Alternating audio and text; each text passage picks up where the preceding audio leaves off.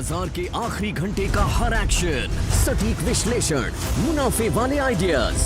कीजिए कल की तैयारी आज हमारे साथ। देखिए CNBC आवाज मोतीलाल ओसवाल स्टूडियो से लाइव।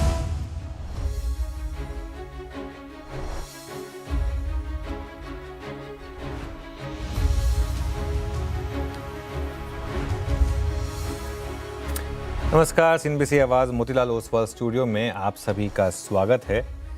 जी हाँ, थोड़ा सा प्रॉफिट बुकिंग है लेकिन नॉर्मल है, as expected. All time high पर आकर ऐसा भी नहीं कि मार्केट कोलैप्स कर गया है, थोड़ा सा ऑल टाइम हाई के पास आकर मार्केट नर्वस हुआ है। और वैसे भी अगर आप देखें स्मॉल कैप्स वैसे ही अंडर परफॉर्म कर रहे हैं। बहुत लोगों की शिकायत है कि मेरा पोर्टफोलियो तो नहीं है ऑल टाइम हाई पर, आप भले ही चिल्ला रहे हैं ऑल टाइम हाई। वो तो खैर समझ में आता है, बिल्कुल। खैर part and parcel of the game. Anyway, show की शुरुआत करेंगे। वीरू श्रेया मेरे साथ रहेंगे। गुड आफ्टरनून आप दोनों को। और शो की शुरुआत करेंगे हेडलाइंस के साथ। रिकॉर्ड हाई छूने के बाद ऊपरी स्तरों से फिसला बाजार। सेंसेक्स ऊपरी स्तरों से 550 पॉइंट नीचे आया। निफ्टी भी 26,200 के नीचे आया। मिड कैप शेयरों में भी मुनाफा वसूली। बाजार में प्राइवेट बैंक्स और NBFCs की लीडरशिप बरकरार। बजाज फाइनेंस और ICICI बैंक निफ्टी के टॉप गेनर्स में हुए शुमार, लेकिन PSU बैंक ऑयल गैस शेयरों में बिकवारी। उधर दोनों ही इंडेक्स करीब 1% नीचे। साथ ही रियल्टी और मेटल में भी कमजोर कारोबार।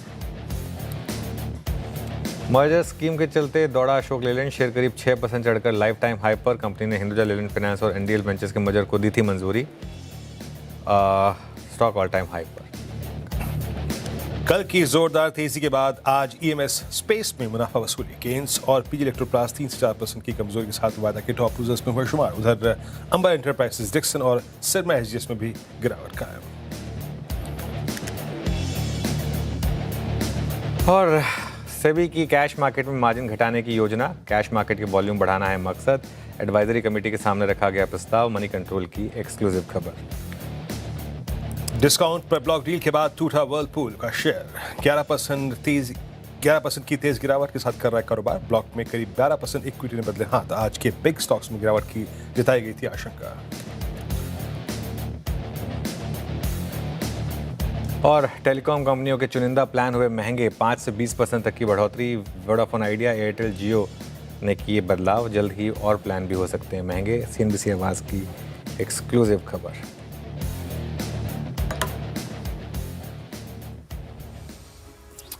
चलिए फिर शो की शुरुआत करेंगे। और श्रेया वीरोर में हैं आपके साथ इस शो में। और देखिए, थोड़ी सी मुनाफा वसूली नए हाई लगाने के बाद, और नॉर्मल है वो, इसमें कोई दिक्कत नहीं है। इनफैक्ट आज सुबह हम एक बात भी कर रहे थे, खासतौर से बैंक निफ्टी के कॉन्टेक्स्ट में, कि एक 59,800 से 60,000 पर चाहें तो आप एक बार के लिए प्रॉफिट बुक करें और उसके बाद फिर लोअर लेवल का वेट करें। लेकिन अगर आप पोजिशनल ट्रेडर हैं तो बने रहें, कोई दिक्कत नहीं है। थोड़े से नए हाई जड़ने के बाद थोड़ी सी प्रॉफिट बुकिंग आई। जैसे हम कह रहे थे कि होता है ये, ऑल टाइम हाई पर आने के बाद थोड़ी प्रॉफिट बुकिंग मार्केट में आती है। ये नॉर्म है मार्केट का, इसमें कोई बहुत ज़्यादा डरने की ज़रूरत नहीं है। अभी भी अगर आप देखें तो सेलेक्टिव बैंक्स, सेलेक्टिव NBFCs, जैसे कि आज HDFC बैंक देख लें आप, बजाज फाइनेंस देख लें, अभी भी काफ़ी स्टॉक्स हैं जहाँ पर ठीक ठाक रैली है। और अभी भी आज अगर आप स्क्रीन देखेंगे तो मेरी सेंस यही बन रही है कि शायद एक बार फिर से थोड़ी सी आप FIS की बाइंग ही देखेंगे, या फिर अगर सेलिंग होगी भी तो बहुत कम होगी वो। हाँ, लेकिन कुछ सेलेक्ट ऑटो स्टॉक्स पर आज दबाव है। इनफैक्ट सिर्फ एक अशोक लीलैंड को छोड़ दें तो पूरा का पूरा ऑटो पैक आज थोड़ा सा अंडर परफॉर्म कर रहा है। तो शायद वो सेल्स डेटा से पहले की थोड़ी सी नर्वसनेस यहाँ पर है। और आज एडवांस डिक्लाइन ये भी थोड़ा सा ख़राब हुआ है, तो वो एक थोड़ा सा एक प्रेशर पॉइंट है। लेकिन अदरवाइज फैक्ट यही रहेगा कि आज 27 नवंबर 2025 जाना जाएगा ऑल टाइम हाई हिट करने के लिए 14 महीने के बाद। बिल्कुल, 287 सेशंस के बाद ये ऑल टाइम हाई लगा है। तो आपने गिने 287 सेशन? 287 डेटा निकाला सर हमने। 289, 87 के बीच में कंफ्यूजन था, फिर 287 पर फाइनली मुहर लगी। हाँ, लेकिन जैसा कि आपने सुबह भी बताया था कि लाइफ टाइम हाई के बाद मुनाफा वसूली आएगी, और इनफैक्ट उससे पहले भी आपकी स्ट्रैटेजी में शामिल था कि पार्शियल प्रॉफिट बुकिंग आप उन स्तरों पर करें, और वही होता हुआ दिखा है। लेकिन मेरा सवाल आपसे ब्रॉडर मार्केट्स को लेकर है। लेवल्स में जानना चाहूँगी आपसे निफ्टी और बैंक निफ्टी के, आप कौन सा स्तर देख रहे हैं आप और क्या स्ट्रैटेजी होनी चाहिए। लेकिन जिस तरीके से आज ब्रॉडर मार्केट्स टूटे और थोड़ा ब्रेथ खराब हुई है, इसको कैसे रीड करें? देखिए, एक ना जैसे सुबह वीरू ने कहा था कि वो 2 लाइनें मार्केट के बारे में लिखेंगे, लेकिन मुझे किसी ने 2 लाइनें भेजी तो मैं सुना देता हूँ कि पुराने ज़माने में तपस्या करने वालों को साधु कहते थे, आज उसे लॉन्ग टर्म इन्वेस्टर कहते हैं। तो लॉन्ग टर्म इन्वेस्टर की तपस्या चल रही है श्रेया। 14 महीने लगे ऑल टाइम हाई हिट होने में, पोर्टफोलियो भी आ जाएगा ऑल टाइम हाई पर, क्या दिक्कत है? हाँ, अगर आपने कचरा स्टॉक ले लिए और उसमें बैठे रहे कि नहीं तो मैं इसी में ऑल टाइम हाई हिट करूंगा, तो फिर वो आपकी गलती, फिर वो आपकी गलती। मतलब अगर आप चाह रहे हैं कि आप वाला स्टॉक ही ऑल टाइम हाई पर आए, उससे पहले आप मतलब अब ये नहीं मानेंगे कि मार्केट हाई पर है। मार्केट मौके देता है, पोर्टफोलियो चेंज करने चाहिए आपको। मार्केट में ये जो शिकायत है ना कि मेरा पोर्टफोलियो तो नहीं चला, तो आपने अपना पोर्टफोलियो क्यों नहीं बदला? जब मार्केट आपको चीख चीख के कह रहा था कि इस प्रोफाइल में हो जाइए, जीएसटी कट के बाद आपने क्यों नहीं ऑटो स्टॉक्स डाले? आप क्यों नहीं बैंकों में हैं? क्यों नहीं आप पीएसयू बैंकों में हैं? क्यों नहीं आप सेकेंड टियर बैंक्स में हैं? क्यों नहीं आप इन सब स्टॉक्स में? क्यों आप अपने उसी स्मॉल कैप में फंसे हुए हैं जो 2023 की स्टोरी थी या 2024 की स्टोरी थी? क्यों आप उन्हीं एसएमई स्टॉक्स में फंसे हुए हैं? आई थिंक ये कुछ सवाल हैं जिनका जवाब आपको देना होगा। मार्केट का काम ये नहीं है कि हर बार आपके तरीके से चले। मैं बिल्कुल मानता हूं कि बहुत लोग हैं जिनके पोर्टफोलियो आज की डेट में भी ऑल टाइम हाई से काफ़ी पीछे हैं, लेकिन कहीं ना कहीं उसमें उनको अपने आप से भी सवाल पूछने की ज़रूरत है। मैं कहीं पढ़ रहा था कि बहुत लोग कह रहे हैं कि ये तो डिस्ट्रीब्यूशन रैली है। जनाब, ये डिस्ट्रीब्यूशन रैली नहीं है। मिड कैप इंडेक्स आज भी ऑल टाइम हाई पर है। डिस्ट्रीब्यूशन रैली होती है अगर तो मिड कैप इंडेक्स नीचे होता। सिर्फ एक स्मॉल कैप इंडेक्स है जो ऑल टाइम हाई पर नहीं है, बाकी सारे इंडेक्स ऑल टाइम हाई पर हैं। और एक आईटी इंडेक्स नहीं है ऑल टाइम हाई पर, तो ठीक है। लेकिन ये कह देना कि नहीं ये तो बिल्कुल ही डिस्ट्रीब्यूशन वाली रैली रही है, हम तो पार्टिसिपेट ही नहीं कर पाए, कोई नहीं पार्टिसिपेट कर पाया, ये गलत होगा। ये गलत होगा। मतलब आप देखिए पोर्टफोलियो, कुछ ऐसे लोग हैं जिनके पोर्टफोलियो 3 गुना हुए हैं, जिन्होंने मार्केट के मैसेज को रिस्पेक्ट करा उनके पोर्टफोलियो 3 गुना भी हुए हैं। तो ये मैं ना हमेशा एक चीज़ बोलता हूँ कि एक winners have stories, losers have excuses. ये फैक्ट है लाइफ का, आप एक्सक्यूज नहीं बना सकते। मार्केट ऑल टाइम हाई पर है, अगर आपका पोर्टफोलियो ऑल टाइम हाई पर नहीं है तो गलती आपकी, सिंपल। मैं तो ये मानता हूँ, उसमें मैं अपने आप को भी इंक्लूड करूँगा। कल को अगर मान लो मेरा भी अगर पोर्टफोलियो हो और अगर वो नीचे है तो मैंने मार्केट के मैसेज को नहीं पढ़ा, एज सिंपल एज दैट। चलिए खैर, अब आते हैं मार्केट के आज की लेवल्स पर और क्या करना है। देखिए, ऑल टाइम हाई पर प्रॉफिट बुकिंग जो है ना, वो एक नॉर्मल बात है, जिसमें कोई दिक्कत नहीं है। और अभी भी मैं एक चीज़ कहूँगा कि बाजार में डबल टॉप का कोई रिस्क नहीं है। मैं आज पिछले 1 घंटे से सुन रहा हूँ, हमारे न्यूज़ रूम में कुछ डिस्कशन हो रही है डबल टॉप। ऐसे नहीं बनता डबल टॉप। डबल टॉप होता है जब इसमें मार्केट ऑल टाइम हाई जाकर एकदम से धड़ की तरह से नीचे आता है। ऐसा कुछ नहीं हो रहा है मार्केट में। और एक बार मुनाफा वसूली पूरी हो जाए, फिर देखिएगा आप, एक बार आप 26,300 के ऊपर सेटल हो गए, फिर 26,500, 27,000 बहुत तेज़ी से आएगा। और इस गिरावट को मैं यूज़ कर रहा हूँ इन द कॉन्टेक्स्ट की ऊपर से नीचे आया, वरना गिरावट नहीं है। निफ्टी कुल मिलाकर 24 पॉइंट नीचे है, तो इस गिरावट में फिर से एंट्री करने का मौका है। बैंक निफ्टी अभी भी ग्रीन में बाय द वे, ऐसा नहीं है कि कोई बहुत ज़्यादा गिर गया। हाँ, हम डे हाई से ऊपर आ गए, लेकिन हैं हम अभी भी ग्रीन में बैंक निफ्टी में। निफ्टी की जहाँ तक बात है, खरीदारी का जोन रहेगा 26,050 से 26,100 का, अगर आपने पिछली रैली मिस की थी तो। और अगर आज आप सुबह की भी, अगर इनफैक्ट हमारी जो कमेंट्री थी श्रेया, उसमें हमने एक चीज़ कही थी कि अगर आपने मिस किए तो 26,050 से 26,150 की कोई भी डिप मिले उसमें बाय करिए। 26,141 का लो है और 26,000 का स्टॉप लॉस रखिए, वही सुबह वाली कमेंट्री, कोई चेंज नहीं है उसमें।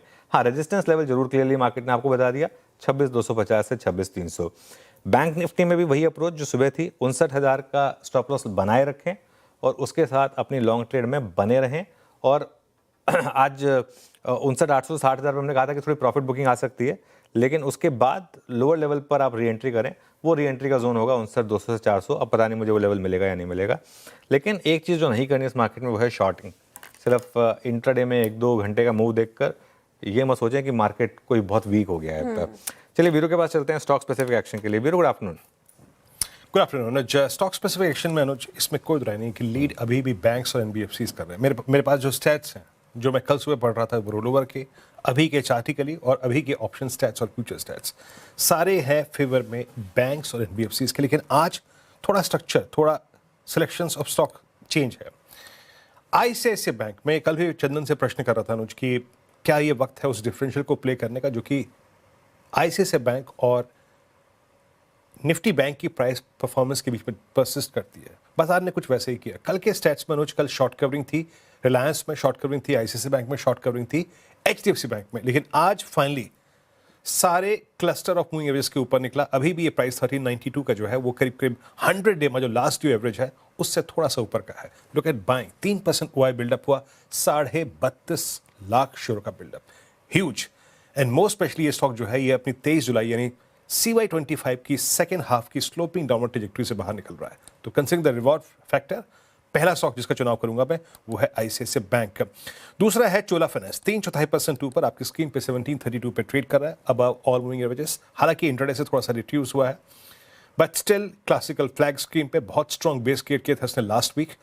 फ्यूचर्स में सुबह शॉर्ट कवरिंग का एक फेज था, अब थोड़ी सी बाइंग है, 0.32% ओआई बिल्डअप हुआ है, 0.13% ओआई बिल्डअप हुआ है।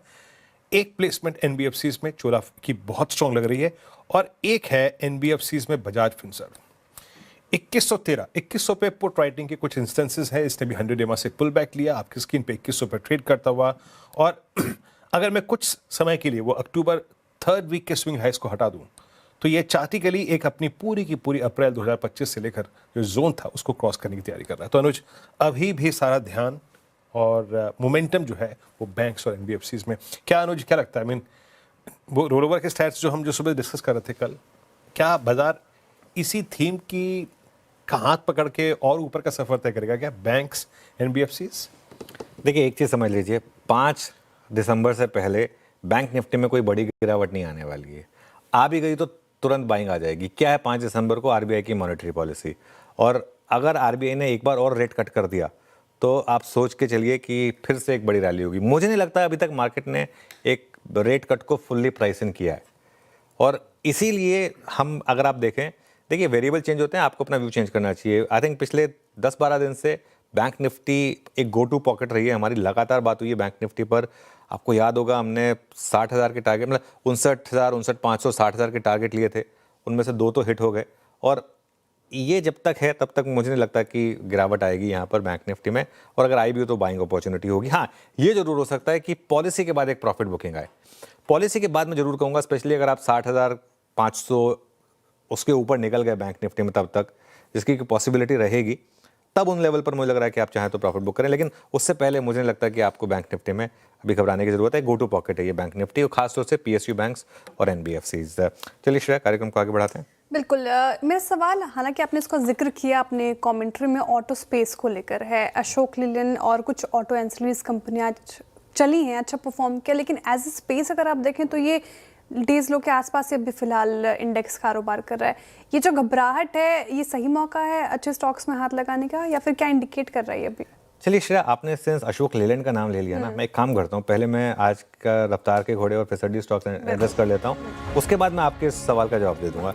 पहले जो रफ्तार के घोड़े हैं उनमें अशोक लीलैंड सबसे ऊपर, ऑल टाइम हाई पर स्टॉक, और देखिए 6% ऊपर। वॉल्यूम देखिए आप, आज 5 करोड़ शेयर के वॉल्यूम। ये होता है अर्निंग्स का कमाल। अर्निंग्स के बाद बहुत लोगों ने कहा था कि अब स्टॉक महंगा हो गया, लेकिन अर्निंग्स इतनी स्ट्रांग थी, कमेंट्री इतनी स्ट्रांग थी। 2 हफ्ते का चार्ट रखिएगा इसका प्लीज़ एक बार जरा, अशोक लीलैंड का। ये देखिए, ये मतलब फिनोमिनल स्टॉक है, और 11% की रैली एफएनओ स्टॉक में इस तरीके के मूव यहाँ पर आए हैं। और नवंबर बिक्री के आंकड़े बहुत शानदार रह सकते हैं, ये सेंस बन रही है। बजाज फाइनेंस, इसने पिछले 15 दिन की पूरी रैली मिस की थी, अब जागा है ये स्टॉक, एक मार्केट का हैवी वेट, और यहाँ पर एक अच्छी रैली आई। और एक कैश मार्केट का स्टॉक है जीएमडीसी। कल सीएनबीसी आवाज़ पर अगर आप जुड़े थे 12 बजे, और कल आपने अगर वो लक्ष्मण जी की एक्सक्लूसिव खबर समझ ली थी, तो 2 दिन में आपको 12% का चोखा मुनाफा हुआ। जी हाँ, कल वो खबर ब्रेक की, स्टॉक फ्लैट था, 6% कल ऊपर बंद हुआ, 6% आज और ऊपर है, तो 2 दिन में शानदार आपको रैली मिली। फिसड्डी स्टॉक आज का इकलौता स्टॉक वर्लपूल, और आज सुबह हम बात भी कर रहे थे इसके, बिग स्टॉक में बोला भी था कि आज का एक्सीडेंट ऑफ द डे होगा, और करीब करीब 11% नीचे ये स्टॉक ट्रेड करता हुआ। और मैं अभी भी कहूँगा कि ये स्टॉक, मुझे हैरानी नहीं होगी अब अगर अगले, अनलेस प्रमोटर आके अपना प्लान चेंज कर दे, अगले 6 से 12 महीने में आप इसको 800 के भी नीचे देखें तो मुझे हैरानी नहीं होगी। चलिए अब मैं आता हूँ आपके सवाल पर, ऑटो स्टॉक्स। आई थिंक, मेरी सेंस ये है कि ऑटो स्टॉक्स में मार्केट अब कुछ सेंस कर रहा है कि पिछले बार आपको याद होगा कि हीरो के नंबर थोड़े डिसअपॉइंटिंग आ गए थे, तो टू व्हीलर्स को लेकर थोड़ी सी नर्वसनेस है उस वजह से।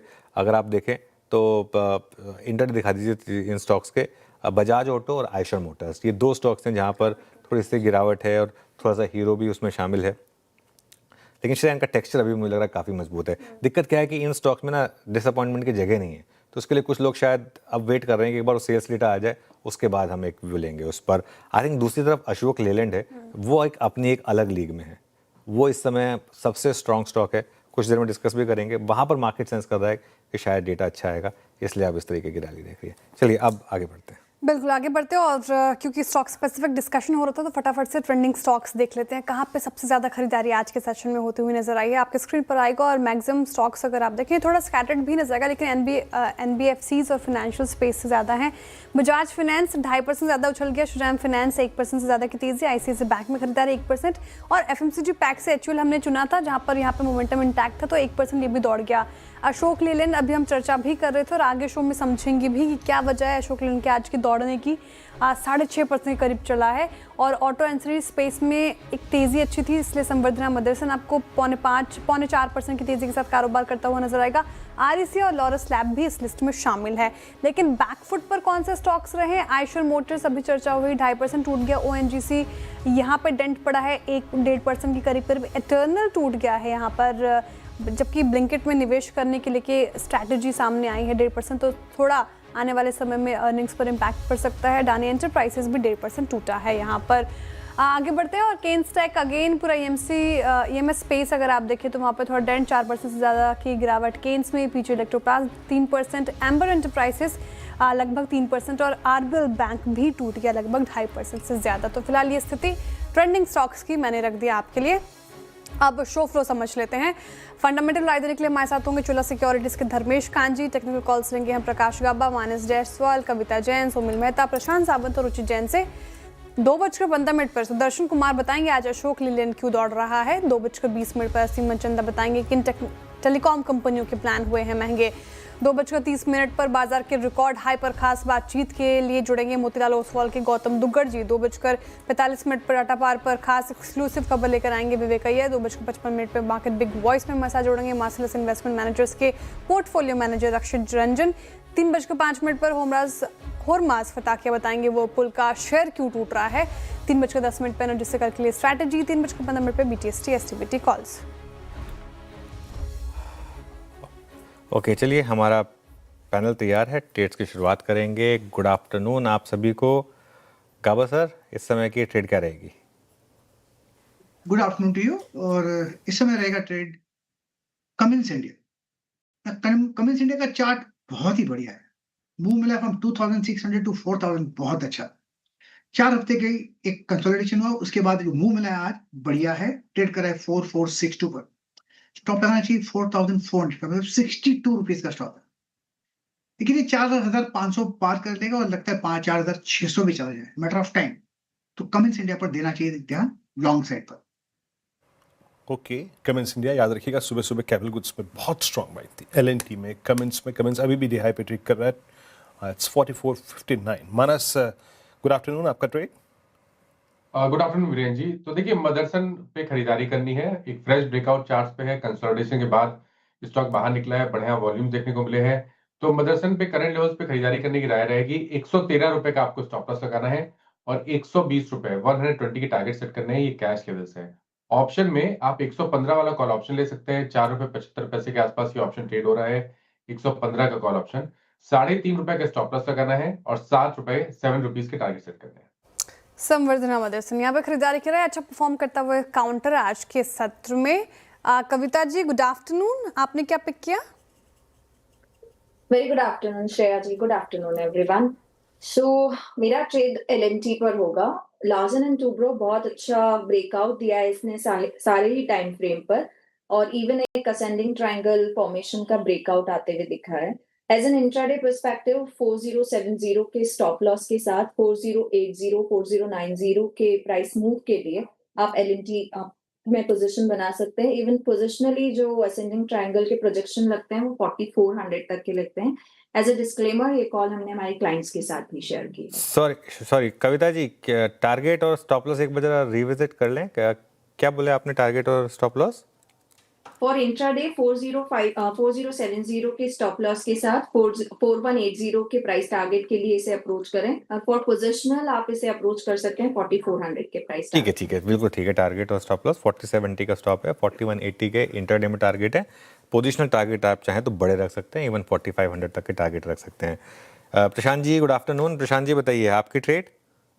जी अनुजी, श्रेया, गुड आफ्टरनून तो पैनल और सभी दर्शकों को नमस्कार। तो केपीआईटी टेक मुझे काफी अच्छा लग रहा है। यहाँ पे करीबन 1217 1218 के बीच ट्रेड कर रहा है स्पॉट लेवल। मैं 1200 के आसपास स्टॉप लॉस रख के बाय करने की सलाह दूंगा और टारगेट मुझे लग रहा है 1245 1250 1250 तक जा सकता है। ओके, प्रशांत जी का ट्रेड आपकी स्क्रीन पे यहाँ पर इस वक्त केपीआईटी टेक 1217 पे ट्रेड करता हुआ। सौमिल, गुड आफ्टरनून, आपका ट्रेड। Good afternoon. मेरा ट्रेड होगा आईसीआईसीआई बैंक पर। आईसीआईसीआई बैंक ने प्रीवियस स्विंग हाई ऊपर की तरफ तोड़ा है, अच्छे मोमेंटम में है, 20-40 डेली मूविंग एवरेज के ऊपर चल रहा है। एक लास्ट 2 हफ्ते में जो कंसोलिडेशन हुआ है वो ऊपर की तरफ टूटा है। आईसीआईसीआई बैंक में जो स्टॉप लॉस लगाएंगे 1360 का स्टॉप लॉस लगाएंगे और टारगेट होगा 1445। ओके, आईसीआईसीआई बैंक की सुमिल जी की पिक हो गई। टेक्निकल कॉल्स पूरे हो गए हैं कि करके फटाफट से आपके स्क्रीन पर रख दे ताकि आप स्टॉप लॉस और टारगेट जॉट डाउन कर पाए। गाबा सर ने पिक किया कमेंट्स, यहाँ पे खरीदारी की राय उनकी तरफ से और टारगेट और स्टॉप लॉस आपके स्क्रीन पर आएगा। Comments okay. मानस जी ने संवर्धना मदरसन चुना है और साथ ही कविता जी LNT 120 के टारगेट और 113 के स्टॉप लॉस। LNT में कविता जी का टारगेट है 4180 4070 का स्टॉप लॉस। प्रशांत सावंत जी ने केपीआईटी टेक पर दाव लगाया है, इन्होंने टारगेट दिया है 1250 तक का, 1200 का स्टॉप लॉस आपको मेंटेन करना है। सोमिल जी ने अभी आईसीआईसीआई बैंक चुना, यहाँ पर खरीदारी की राय उनकी तरफ से 1445 तक के टारगेट देख रहे हैं वो, 1360 का स्टॉप लॉस मेंटेन कीजिए। धर्मेश कांत जी हमारे साथ जुड़ रहे हैं। धर्मेश कांत जी, गुड आफ्टरनून, स्वागत है आपका कार्यक्रम में। बताइए आपका इन्वेस्टमेंट आइडिया क्या होगा? गुड आफ्टरनून श्रेया, इन सारे पैनलिस्ट को अभी गुड आफ्टरनून। देखिए, इन्वेस्टमेंट आइडिया के हिसाब से जिस तरह से मार्केट चल रहा है उसमें ओवरऑल तेजी चल रही है। मुझे लगता है कि आने वाले समय में जहां पर अर्निंग्स की स्टेबिलिटी रहेगी और भले ग्रोथ 15-17% का हो और वैल्यूएशन ज़्यादा कंफर्टेबल हो, वहां पर अट्रैक्शन आएगा। तो वहां से एक ट्रांसलेट लाइटिंग सिस्टम्स को हम लोगों ने चुना है इन्वेस्टमेंट कॉल के लिए। आज मैनेजमेंट ने आपके सिस्टर चैनल पर आए हुए थे और उन्होंने रेवेन्यू गाइडेंस को अपग्रेड किया है। पहले 22 से 25% का ग्रोथ बता रहे थे, अब वो 26 से 27% का गाइडेंस दे रहे हैं FY26 के लिए। स्ट्रॉन्ग ऑर्डर बुक है और L1 ऑर्डर बुक को अगर लेके बात करें तो 18,000 करोड़ के आसपास की इनकी विजिबिलिटी ऑर्डर बुक को लेकर के अराउंड 11.5 से 12% की इनकी मार्जिन रहेगी। और ये basically electrical transmission and distribution का काम करती है। इलेक्ट्रिकल पोल्स बैठाते हैं और जो हाई टेंशन वायर होते हैं एक शहर से दूसरे शहर ट्रांसमिट करने के लिए वो बिछाते हैं। अराउंड 40% ऑफ द बिजनेस इनका बाहर से आता है, अफ्रीकन कंट्री से आता है। एक नया ऑर्डर भी इनको मिला हाल फिलहाल अफ्रीकन कंट्री से और सारे ऑर्डर्स इनके जो है वर्ल्ड बैंक से गारंटीड रहते हैं, तो वहाँ डिफॉल्ट का प्रॉब्लम नहीं आना चाहिए। इंडिया में भी इनकी 55% के आसपास की ऑर्डर बुक है और ऑलरेडी ग्रिड कंजेशन है, तो ये ऑर्डर बुक फ्लो होते रहेंगे। वैल्यूएशन के हिसाब से कंफर्टेबल लग रहा है। 1 साल फॉरवर्ड के हिसाब से बात करें तो 18 की पीई मल्टीपल पर ट्रेड कर रहा है। हम लोग का मानना है कि मध्यम अवधि के हिसाब से 3 से 6 महीने का होराइजन हो तो अराउंड 800-820 के आसपास का इसका टारगेट प्राइस है। ओके, चलिए, तो ये इस समय ट्रांसरेल लाइटिंग काफ़ी इंटरेस्टिंग स्टॉक। एक बार आप जरा वापस दिखाइए मुझे केन्स टेक्नोलॉजीज। केन्स का आज का चार्ट देखिए, 4% नीचे केन्स का चार्ट, और केन्स का 1 महीने का चार्ट लेकर आइए जरा। और अगेन मैं कह रहा हूँ आपको, अगर आप CNBC आवाज़ के साथ जुड़े रहे हैं, करीब 1 महीने पहले जब लार्सन एंड ट्यूब्रो के नंबर्स आए थे और लार्सन एंड ट्यूब्रो ने EMS में एंट्री अनाउंस की थी, तब से हमने EMS पर एक नेगेटिव व्यू लिया था और उसमें सबसे ज़्यादा नेगेटिव व्यू केन्स पर था, क्योंकि सबसे ज़्यादा दिक्कत में यही स्टॉक रहा था। केन्स, एम्बर, इन पर सब पर नेगेटिव व्यू था, लेकिन केन्स पर खास तौर से, और करीब करीब 17% गिर चुका है ये। धर्मेश जी, केन्स टेक का क्या करें स्टॉक पर अब इस लेवल्स पर? लोग इसको अवॉइड ही करना चाहिए। आई मीन पहले भी हम लोग इस पर डिस्कशन हो गया। मुझे याद है आपने जब LNT का आया था उस दिन भी लकीली मैं उस शो पर था और आपने क्लियर कट बताया था कि यहाँ पे एक प्रॉब्लम आएगी और का मुख्य कारण ये रहेगा अनुज जी कि यहाँ पे जो उनके वैल्यूएशन मल्टीपल से सबके काफी हाई है।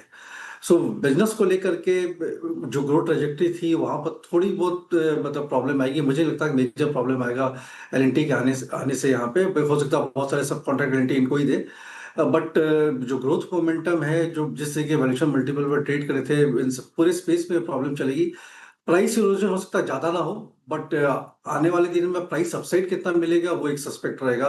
मुझे लगता है ज्यादा अपसाइड यहाँ पर आ सकता है। अगर इस स्पेस में अगर ब्रॉडली देखें तो एक स्टॉक जो थोड़ा सा स्टैंड आउट करता है मेरे हिसाब से वो है आपका डिक्सन टेक्नोलॉजी, जहां पर अभी भी काफी डाइवर्सिफिकेशन है। वहां पे आप सिर्फ पीसीबी या ईएमएस में वो कंसंट्रेट नहीं है, उनके साथ और भी काफी वर्टिकल से मोबाइल फोन का, टेलीविजन सेट्स का है। तो वहां पर अगर आप चाहें तो गिरावट में खरीदारी कर सकते हैं। अदरवाइज केन्स और इसके रिलेटेड जितने स्टॉक्स है डेफिनेटली अवॉइड करना चाहिए। ओके, तो फिलहाल तो केन्स टेक अवॉइड है, लेकिन अगर स्पेस में कोई एक काउंटर अच्छा लग रहा है तो वो है डिक्सन टेक।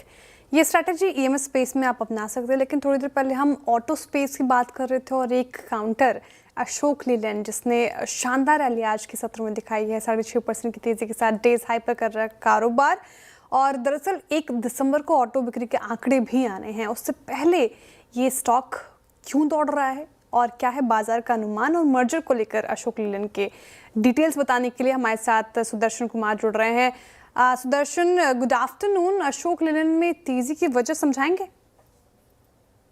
जी, अशोक लेलैंड का स्टॉक आज फोकस में और स्टॉक ऑलमोस्ट 6% उछाल के साथ ट्रेड करते हुए दिख रहा है। तो उसके क्या कारण हो सकते हैं? 2 कारण जो हो सकता है। पहला कारण, अगर जो आप वाहन रजिस्ट्रेशन डेटा इस महीने का देखोगे तो अभी तक नवंबर 1 से लेकर नवंबर 27 तक का टोटल रजिस्ट्रेशन हो चुका है 13,027 यूनिट्स। और लास्ट ईयर का डेटा देखोगे तो नवंबर 2024 का टोटल रजिस्ट्रेशन था 12,923 यूनिट। तो 27 दिन में ही लास्ट ईयर के रजिस्ट्रेशन से ज़्यादा हो चुका है। दूसरा कारण ये हो सकता है, एनडीएल वेंचर जो पहले नेक्स्ट डिजिटल के नाम से जाना जाता था, उसके बोर्ड ने हिंदुजा लेलैंड फाइनेंस का मर्जर एनडीएल वेंचर्स के साथ कल अप्रूव किया था। तो ये अशोक लेलैंड के लिए कैसे फायदा होगा? तो हिंदुजा लेलैंड फाइनेंस के जो पेरेंट एंटिटीज हैं वो हैं अशोक लेलैंड और हिंदुजा ऑटोमोटिव। तो अशोक लेलैंड का स्टेक इसमें 61% है। 2024 में वो 60% था। लास्ट ईयर उन्होंने 1% बढ़ाया था, विद इन्फ्यूज किया था 200 करोड़, उसके कारण उनका स्टेक बढ़कर हो गया था 61%। अब एनालिस्ट को लगता है कि एक बार ये जब लिस्ट हो जाएगी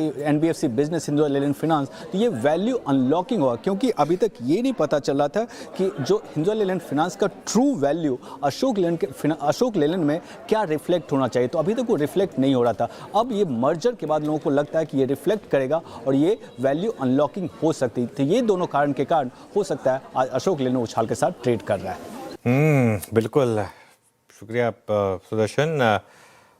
मानस जी, अशोक लेलैंड आज सुबह का क्विक सिंगल भी, और पहले भी आपने 3-4 बार इस स्टॉक को रेकमेंड किया है।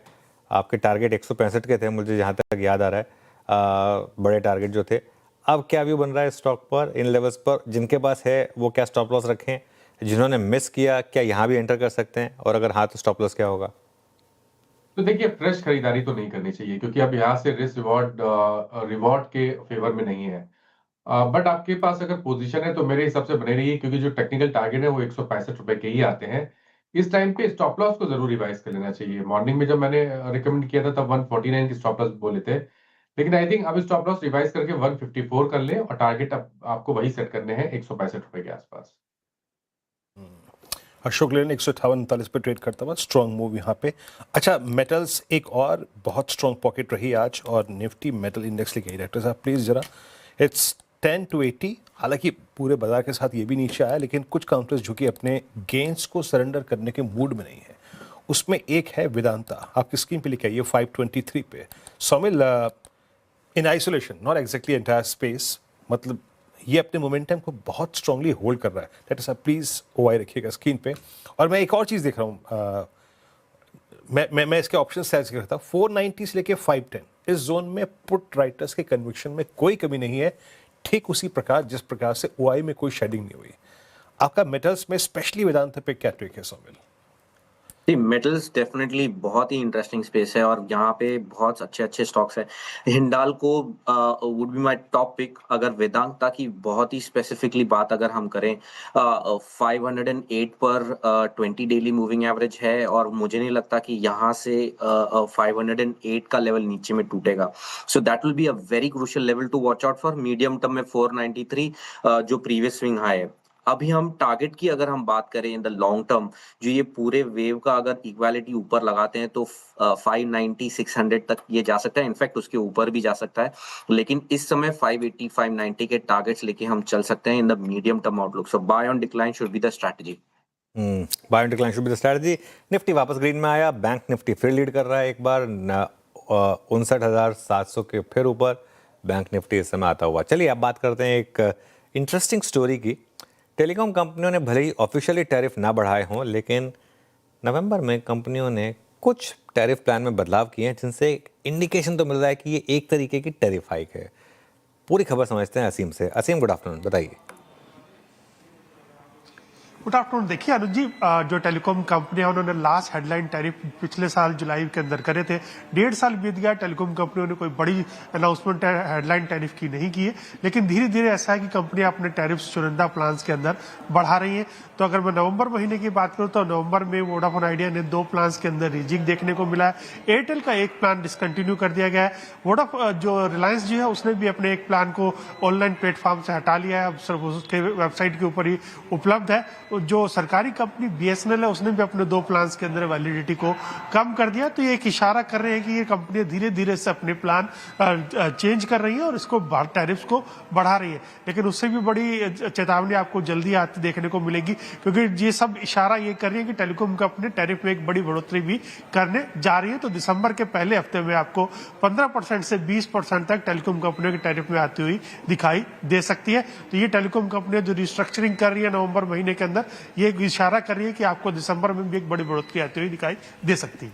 ओके, दिसंबर में बड़ी बढ़ोतरी प्लान्स में दिखाई दे सकती है। शुक्रिया असीम जी जानकारी के लिए। फेरबदल टेलीकॉम कंपनीज अपने प्लान्स में करते हुए। चलिए अब वक्त हो रहा है टॉप कैश कॉल्स का। गाबा सर हैं, सोमिल जी हैं, कविता जी हैं टॉप कैश कॉल्स के लिए। बताइए गाबा सर, कौन सा स्टॉक? डिफिकल्ट है आज। अच्छी जेंसर टेक्नोलॉजी 747 के आसपास ट्रेड कर रहा है। लगाएंगे स्टॉप करीब 742 का, ₹5 का। 760 पॉसिबल है। यस, जेंसर टेक्नोलॉजी इसमें है दम। जेंसर में दम है। चलिए अब कविता जी बताइए आपकी ट्रेड। तो नेटवर्क टैक यहाँ पर अच्छे मूव बनते हुए दिख रहे हैं। 3344 3344 के लेवल पर एज ऑफ नाउ है। अपसाइड मोमेंटम दिखता है 3400 3420 तक के प्राइस मूव बनते हुए देख सकते हैं। अंटिल काउंटर 3320 के लेवल को होल्ड किए हैं, यहाँ पर पोजीशन बनाई जा सकती है। ओके, नेटवर्क 3345 पे आप लॉन्ग कॉल पिक कर रहे हैं। सोमिल, आपका ट्रेड क्या रहेगा? मेरा ट्रेड होगा एथर एनर्जी लिमिटेड पर, और यहाँ पर ऑलरेडी एक अप ट्रेंड में है। एक ट्रायंगल पैटर्न छोटा सा बना था, basin out pattern on the daily charts, वो ऊपर की तरफ टूटा है। 20 डेली मूविंग एवरेज के ऊपर चल रहा है। Great setup. यहाँ पर अगर एक स्टॉप लॉस रखेंगे वो है 665, थोड़ा सा डीप है, लेकिन इससे अगर मीडियम टर्म आप ओपन रखें, मुझे लगता है बहुत अच्छे लेवल्स देखने मिलेंगे। टारगेट होगा 820 और स्टॉप लॉस होगा 665। ओके, चलिए अब एक काम करते हैं, आगे बढ़ते हैं और गौतम दुग्गड़ जुड़े हैं हमारे साथ, मोतीलाल ओसवाल फाइनेंशियल सर्विसेज के इंस्टीट्यूशनल रिसर्च हेड। उनसे समझते हैं कि इस समय मार्केट में क्या अप्रोच रखें। Gautam ji, good afternoon. All time high market में, और ये वाला जो अर्निंग सीजन था, मैं आपका नोट पढ़ रहा था, ये भी थोड़ा ठीक ठाक ही रहा पिछले 3-4 क्वार्टर की डिसअपॉइंटमेंट के बाद। क्या अब समीकरण बैठ रहे हैं यहाँ से कि अर्निंग्स भी पिकअप हों और मार्केट और हायर हाइज लगाए यहाँ से? गुड आफ्टरनून अनुज, मुझे आप बुलाने के लिए शुक्रिया। काफी समय बाद बात हो रही है आपसे। अर्निंग सीजन काफी अच्छा रहा है, जैसे जो एक्सपेक्टेशंस थे उसके मुकाबले तो अच्छे नंबर्स आए हैं। पिछले 4-5 क्वार्टर से हम देख रहे थे कि अर्निंग्स डिसअपॉइंट कर रही थी और अर्निंग्स डाउनग्रेड हो रहे थे। तो 2-3 चीज पहले मैं कहना चाहूंगा आपको कि सबसे पहले तो इस क्वार्टर में अर्निंग्स डाउनग्रेड नहीं हुए, for a change earnings upgrade हुआ है। दूसरा, अगर आप सिर्फ निफ्टी के नंबर्स देखेंगे तो आपके कंक्लूजन्स गलत निकलेंगे, क्योंकि निफ्टी के नंबर्स बहुत फ्लैटिश थे। 3-4 कंपनी की वजह से, टाटा मोटर, कोल इंडिया, इंडिगो, जोमेटो, ये सब कंपनीज की वजह से निफ्टी का अर्निंग्स ग्रोथ 2% ही दिखता है, जो कि हमारे कवरेज यूनिवर्स के जो 335 स्टॉक्स थे उनका अर्निंग्स ग्रोथ था 12% और NSE 500 इंडेक्स का अर्निंग्स ग्रोथ था 15%। तो ये आपको दर्शाता है कि निफ्टी के बाहर जो ब्रॉडर मार्केट है वहां पे अर्निंग्स काफी अच्छी आई है। इनफैक्ट हमारे कवरेज के अगर आप लार्ज कैप अर्निंग्स ग्रोथ देखें तो 10% था, मिड कैप में 34% था और स्मॉल कैप डिसअपॉइंटिंग था, वहां पे डिक्लाइन था 5% का। मिड कैप 34% बहुत ही अच्छा नंबर रहा है और पिछले 6 क्वार्टर से मिड कैप्स के नंबर जो है वो लार्ज कैप नंबर्स के ग्रोथ से 2 या 3 गुना ज्यादा आ रहे हैं। अगर आप HPCL जो कि एक OMC है मिड कैप्स में, वो हटा के भी देखते हैं तो करीबन 24% अर्निंग्स ग्रोथ मिड कैप में था। हमने लगभग हमारे कवरेज में 2.5% अर्निंग्स अपग्रेड किया है FY26 का, जिसमें मिड कैप का अर्निंग्स अपग्रेड हुआ है 4%, लार्ज कैप का 2% और स्मॉल कैप में हमने 4% अर्निंग्स कट किया है। तीसरा, लगभग 70 से 75% ऑफ कवरेज यूनिवर्स जो है, जो कि स्प्रेड दर्शाता है, उनके जो नतीजे आए हैं वो उम्मीद के मुकाबले या तो बेहतर रहे हैं या इनलाइन रहे हैं। तो जो कंपनीज ने डिसअपॉइंट किए हैं, नंबर ऑफ सच कंपनीज वो काफी कम थे इस बार। और चौथा, जो कि थोड़ा सा एक आई वुड से वीकनेस रहा है और ये एक्सपेक्टेड ही था, बड़े सेक्टर्स ने अभी तक अर्निंग्स में कोई ऐसे बड़ा फायर नहीं दिखाया है। जो बैंक्स है, प्राइवेट PSU बैंक फ्लैटिश थे या -2-3%, IT में 5-6% अर्निंग्स ग्रोथ आया है, वो इनलाइन था और इनफैक्ट हमने IT में अभी बड़ा अपग्रेड भी किया है और मॉडल पोर्टफोलियो में अंडरवेट से ओवरवेट गए लास्ट वीक। तीसरा, कंज्यूमर स्टेपल्स में लगभग 2% ग्रोथ था और ऑटो में because of Tata Motors numbers flat है, अदरवाइज ऑटो के नंबर्स बहुत अच्छे थे। तो ये जो 4 बड़े सेक्टर्स हैं, इनका इंडेक्स में वेट करीबन 60 से 65% है। इनमें अर्निंग्स ग्रोथ 4 या 5% थी। जो बाकी फिर स्मॉल सेक्टर्स बचते हैं, कैपिटल गुड्स, इंडस्ट्रियल्स, यहाँ से लेके सीमेंट, कंज्यूमर ड्यूरेबल्स, ये सेक्टर की जो कंपनीज है इन्होंने ग्रोथ को पुल किया है। इसमें आप NBFC भी ऐड कर सकते हैं। तो ये जब तक बड़े सेक्टर्स आगे जाके पार्टी ज्वाइन नहीं करते अर्निंग्स ग्रोथ की, इंडेक्स लेवल पे बहुत बड़ा अर्निंग्स ग्रोथ आना थोड़ा डिफिकल्ट है। तो हमारा आज के नंबर्स पे अगर आप देखें तो FY26 में 9% अर्निंग्स ग्रोथ की उम्मीद है ऑन निफ्टी में हमने 0.5% अर्निंग्स अपग्रेड भी किया है और FY27 में अभी भी हमारे नंबर के एक्सपेक्टेशन के हिसाब से 15% अर्निंग्स ग्रोथ की उम्मीद है और मार्केट 15 महीने से कंसोलिडेट हुआ है एक रेंज में। जो एक मैसिव यूफोरिया था लास्ट ईयर अगस्त सितंबर में, वो मार्केट में नहीं है और जो वैल्यूएशंस बहुत ज्यादा बढ़ गए थे वो थोड़े से कंसोलिडेट होके अभी लॉन्ग पीरियड एवरेज के रेंज में आ गए, at least for large caps. Okay Gautam ji, अब अगला बड़ा ट्रिगर मार्केट के लिए होगा RBI की पॉलिसी 5 तारीख को। यहाँ से आप क्या एक्सपेक्ट कर रहे हैं? और सिंस आपने बैंकों की बात छेड़ी, बैंकों में जो मैसिव आउट परफॉर्मेंस रही है खासतौर से PSU बैंकों में, क्या वो कंटिन्यू करेगी? मैं लगता है कंटिन्यू होगा। PSU बैंक्स में हमारा ओवरवेट भी है। दूसरी बात जो है, RBI एक्सपेक्टेशंस हमारे 25 बेसिस पॉइंट रेट कट की उम्मीद है। रूम तो 50 बेसिस पॉइंट का है, बट करेंसी पे जो प्रेशर है उसको देखते हुए मैं नहीं लगता है कि 50 बिप्स का कट आएगा। 25 बिप्स कट आना पॉसिबल है। बैंक्स के अर्निंग्स भी अभी अगले क्वार्टर से बेस उनके लिए फेवरेबल हो जाएगा। अनुज जी, अगर आप ध्यान रखें, मैं हमेशा ये बात कहता हूँ, नंबर FY18 से 25 के बीच में जो हमारे कवरेज यूनिवर्स में लगभग 70 BFSI कंपनीज है, उनका जो मुनाफा है वो 48,000 करोड़ से 4,93,000 करोड़ हुआ है 7 साल में, यानी कि लगभग 50 का 5 लाख करोड़ ऐसा समझिए आप। तो 10 गुना प्रॉफिट बढ़ा है 7 साल में। उस बेस पे FY26 में करीबन 8 या 10% का ही अर्निंग्स ग्रोथ आएगा। अगले साल हमारा उम्मीद है, और ये 10% भी जो FY26 का है, थोड़ा मैं एक लेवल और डीप जाता हूं तो फर्स्ट हाफ में तो डिक्लाइन है। इसका मतलब है कि सेकेंड हाफ में आपके अर्निंग्स थोड़े से रिकवर होते हुए दिखते हैं, because net interest margin stabilize हो रहे हैं और क्रेडिट ग्रोथ थोड़ा सा पिकअप होगा। गवर्नमेंट ने भी GST कट किया है, RBI ने रेट कट किया है, इनकम टैक्स कट हुआ है, सबका एक क्यूमुलेटिव इंपैक्ट हमें लगता है सेकेंड हाफ FY26 में आएगा। और 27 में हमारी उम्मीद है कि बैंक्स के अर्निंग्स 15% ग्रो करेंगे। और आज वैल्यूएशंस का अगर आप चार्ट देखते हैं अक्रॉस सेक्टर्स, तो बैंक ही एक ऐसा सेक्टर है जहां पे वैल्यूएशंस अभी भी लॉन्ग पीरियड एवरेज में डिस्काउंट में है। दूसरी बात, विद इन BFSI काफी बड़ा एक ये सेक्टर है। हमारा जो दूसरा एक व्यू रहा है BFSI में, नॉन लेंडिंग फाइनेंशियल्स पे हमने बड़ा ओवरवेट रखा है पिछले 3 सालों से, जिसमें कैपिटल मार्केट की companies, insurance companies, brokers, exchanges, wealth managers, asset management company, हमें लगता है 3 से 5 साल का अगर आप व्यू लेते हैं तो ये नॉन लेंडिंग फाइनेंशियल्स यहाँ से भी बैंक्स को आउट परफॉर्म करेगा। और अगर आप अगला 12 महीने का व्यू लेते हैं तो हमें लगता है बैंक्स और आउट परफॉर्म करते रहेगा। सो ओवरऑल बीएफएसआई पे हमारा पॉजिटिव व्यू बरकरार है। ओके, काफ़ी ऑप्टिमिस्टिक हैं आप पूरे एनबीएफसी स्पेस को लेकर। गौतम दुग्गड़ जी, गुड आफ्टरनून। श्रेया बात कर रही हूँ।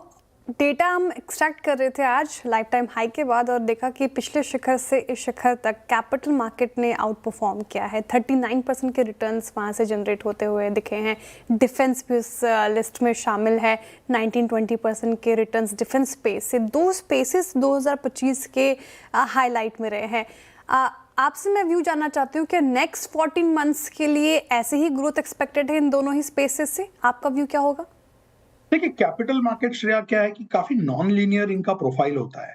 यहाँ पे आप एक वो जो कहते हैं कंसिस्टेंट कंपाउंडिंग नहीं एक्सपेक्ट कर पाते हैं, बिकॉज सिक्लिकल है, वॉल्यूम्स पे डिपेंड करता है, बाजार के फ्लोज पे डिपेंड करता है। तो वहां पे एक साल में क्या होगा ये प्रेडिक्ट करना बहुत डिफिकल्ट होता है। इसलिए मैं जब अनुज जी के सवाल का जवाब दे रहा था, मैंने यही कहा कि अगला 3-5 साल का अगर आपका नजरिया है तो मुझे लगता है कैपिटल मार्केट इकोसिस्टम बहुत अच्छा करेगा। हम 4 करोड़ डीमैट अकाउंट से 2020 मार्च के 21 करोड़ डीमैट अकाउंट तक ऑलरेडी पहुंच गए हैं। हमें लगता है ये जो जर्नी है इंडिया का फ्रॉम सेविंग टू इन्वेस्टमेंट, ये कंटिन्यू होता रहेगा। और इसीलिए ना सिर्फ एक्सचेंजेस या ब्रोकर्स, एसेट मैनेजमेंट कंपनीज भी, वेल्थ मैनेजर्स भी, इंटरमीडियरीज भी, डिपॉजिटरीज भी और काफी सारे नए कंपनीज और आगे इसमें लिस्ट होंगे। मुझे लगता है एज अ पैक ये काफी आउट परफॉर्म करने की उम्मीद है, because scale, size and profit तीनों साथ में आएंगे और उस साइज पे जब ग्रोथ आएगी तो वेल्थ जरूर क्रिएट होगा। इसमें डिफिकल्टी यही होता है कि क्वार्टर टू क्वार्टर इन पे व्यू लेना थोड़ा डिफिकल्ट हो जाता है, बिकॉज ये सिक्लिकल कंपनीज है और थोड़ा सा नॉन लीनियर कैरेक्टरिस्टिक्स दिखाती है। तो दूसरा आपने सवाल पूछा डिफेंस पे, वहां हमारा व्यू पॉजिटिव है, लेकिन आप याद रखिए डिफेंस ने पिछले 4 साल में 10 गुना वेल्थ ऑलरेडी क्रिएट कर लिया है। अगर आप जुलाई 2021 के वैल्यूएशंस और मार्केट कैप देखेंगे डिफेंस के, तो 1 लाख करोड़ का टोटल मार्केट कैप जुलाई में 2021 में डिफेंस का होता था। वो ऑलरेडी 10 लाख करोड़ हो चुका है। तो आपका 10 गुना पैसा ऑलरेडी बन चुका है उस स्पेस में। अब जो पी मल्टीपल्स 12 के 14 के होते थे, वो अभी 48 से 55 का पी मल्टीपल चल रहा है। तो यहां से जो वेल्थ क्रिएट होगा डिफेंस में, मुझे लगता है वो अंडरलाइन अर्निंग ग्रोथ के मुकाबले या तो उतना होगा या उससे थोड़ा कम ही होगा। तो हमारा जो उम्मीद है अर्निंग्स ग्रोथ का 15 से 18% के आसपास है, और उतना ही हमारी उम्मीद है कि अगर डी रेटिंग नहीं होता है तो उतना ही मार्केट कैप भी कंपाउंड होगा। ओके गौतम जी, एक प्रश्न और। जीएसटी कट के बाद जिस सेक्टर पे सबसे बड़ा इम्पैक्ट आया, जहां पे प्राइस में बड़ा डिफरेंशियल आया, वो था ऑटो। और जो पोस्ट दिवाली जो डिमांड है, उसके बाद ऑटो में आप इस फिस्कल के सेकेंड हाफ में क्या ग्रोथ एक्सपेक्ट कर रहे हैं? क्योंकि ये जो जीएसटी कटाया उसके बाद जो आपके नॉर्मल ग्रोथ प्रोजेक्शंस थे उससे कितना डेविएट हो गई ग्रोथ के प्रोजेक्शंस, और इसके चलते आप ऑटो पे क्या व्यू रखते हैं और सबसे स्ट्रॉन्ग थीम क्या होगी, whether it's two wheeler, whether it's passenger vehicle और कमर्शियल? ओके, सो ऑटो में हम काफी लकी थे, हमने जुलाई में अपग्रेड कर लिया था अंडरवेट से ओवरवेट। ऑटो में नजरिया अभी भी पॉजिटिव है, अभी भी हमारा ओवरवेट स्टांस है। इसमें जो सेक्टर, जो स्टॉक्स हमें पसंद है, काफी डाइवर्जेंट व्यूज है, बिकॉज 2 व्हीलर, 4 व्हीलर, सीवीज। तो हमारे जो 3-4 पसंदीदा शेयर है, एक तो M&M रहा है, 4 साल से मॉडल पोर्टफोलियो में है, 900 रुपए पे हमने ऐड किया था, आज भी हमारे टॉप आइडियाज में से है। 2 व्हीलर में हमें टीवीएस मोटर अच्छा लगता है, वो भी one of the best performers रहा है। इनफैक्ट अगर आप हमारे कवरेज यूनिवर्स के 338 स्टॉक देखेंगे तो ये एक अकेला ऐसा स्टॉक है जिसने पिछले 20 क्वार्टर में कंसिस्टेंटली 15% प्लस एबिटा ग्रोथ दिखाया है। 6 साल में प्रॉफिट 6 गुना हुआ है टीवीएस मोटर्स का, और one of the most consistent performers है अक्रॉस सेक्टर्स, तो वो भी हमारे मॉडल पोर्टफोलियो में है। ये 2 स्टॉक के अलावा जो हमें पसंद है वो है मारुति, और जो ऑटो एंक्स जिसे कहते हैं उसमें हमें हैप्पी फोर्जिंग पसंद है। बट सेक्टर मुझे लगता है थोड़ा सा भी टाइम करेक्ट हो सकता है, बिकॉज लास्ट 2-3 महीने बहुत ही शानदार रहे जीएसटी कट के अनाउंसमेंट के बाद। कई सारे स्टॉक 25-30% चल गए हैं। इनफैक्ट ऑटो अगस्त तक चौथे या 5वें नंबर पे था in descending order of sector performance calendar year 2025 का। सितंबर के बाद वो नंबर 1 बन गया है। तो नंबर्स अच्छे आएंगे ऑटो के, हो सकता है स्टॉक प्राइस थोड़े से अभी टाइम करेक्ट। ओके, चलिए, तो ये इस समय आपका व्यू टाइम करेक्शन को लेकर। गौतम जी, एक स्पेस जहां बहुत पेन रही है वो है ईएमएस स्पेस। पीजी इलेक्ट्रोप्लास्ट ने इसको लीड किया था, केन्स टेक में लगातार डी रेटिंग हो रही है। इस स्पेस को आप कैसे देख रहे हैं अब? तो हमारा काफी हाई कन्विक्शन व्यू है इस स्पेस पे। इंडेक्स में जो हमारा बेंचमार्क है मॉडल पोर्टफोलियो का, इस स्पेस का वेट 0.4% है। हमारे मॉडल पोर्टफोलियो में डिक्सन और केन्स दोनों है जिनका वेट है 4%। अभी इस स्पेस में आपको एक चीज हमेशा ध्यान रखना होगा, क्योंकि ये महंगे स्टॉक्स है, तो थोड़ा भी अगर अर्निंग्स में आगे पीछे होता है तो मार्केट का रिएक्शन बहुत डिस्प्रोपोर्शनेट होता है बोथ साइड्स में। बट ग्रोथ की जो हमारे एक्सपेक्टेशंस है दोनों कंपनीज में 25 से 45% का एक्सपेक्टेशन है। और अगर मैं थोड़ा सा वो आर्ग्यूमेंट को एक्सटेंड करता हूँ तो बाकी भी जो हम 6 और ईएमएस कंपनीज इन दो के अलावा ट्रैक करते हैं, वहां पे भी हमारे एक्सपेक्टेशंस बहुत ही स्ट्रांग है। लेकिन इसमें क्या है कि क्वार्टर टू क्वार्टर जो वेरिएशंस आता है जिसके वजह से अर्निंग्स में काफी चेंजेस होती है कई बार, तो मार्केट का रिएक्शन बहुत डिस्प्रोपोर्शनेट होता है। तो ये स्पेस उन लोगों के लिए ज्यादा कंड्यूसिव है जिनका रिस्क एपेटाइट थोड़ा ज्यादा है। अगर आपका 6 महीने का नजरिया है, 12 महीने का नजरिया है, तो हो सकता है कि शायद इसमें टाइम करेक्शन या प्राइस करेक्शन भी हो। बट अगर आपका 3 से 5 साल का नजरिया है, तो जो गवर्नमेंट का फोकस आया है पूरा मैन्युफैक्चरिंग पे, पीएलआई पे, ईएमएस इसका एक सबसे बड़ा बेनिफिशियरी रहा है। तो अगर ये हमारा ये नजरिया है आज कि ये कंपनीज आगे भी अगले 4-5 साल तक 20 से 25% कंसिस्टेंट अर्निंग्स ग्रोथ देगी। तो अगर आप नियर टर्म वोलेटिलिटी इग्नोर कर सकते हैं तो इस स्पेस में बने रहना ये हमारा रिकमेंडेशन रहेगा।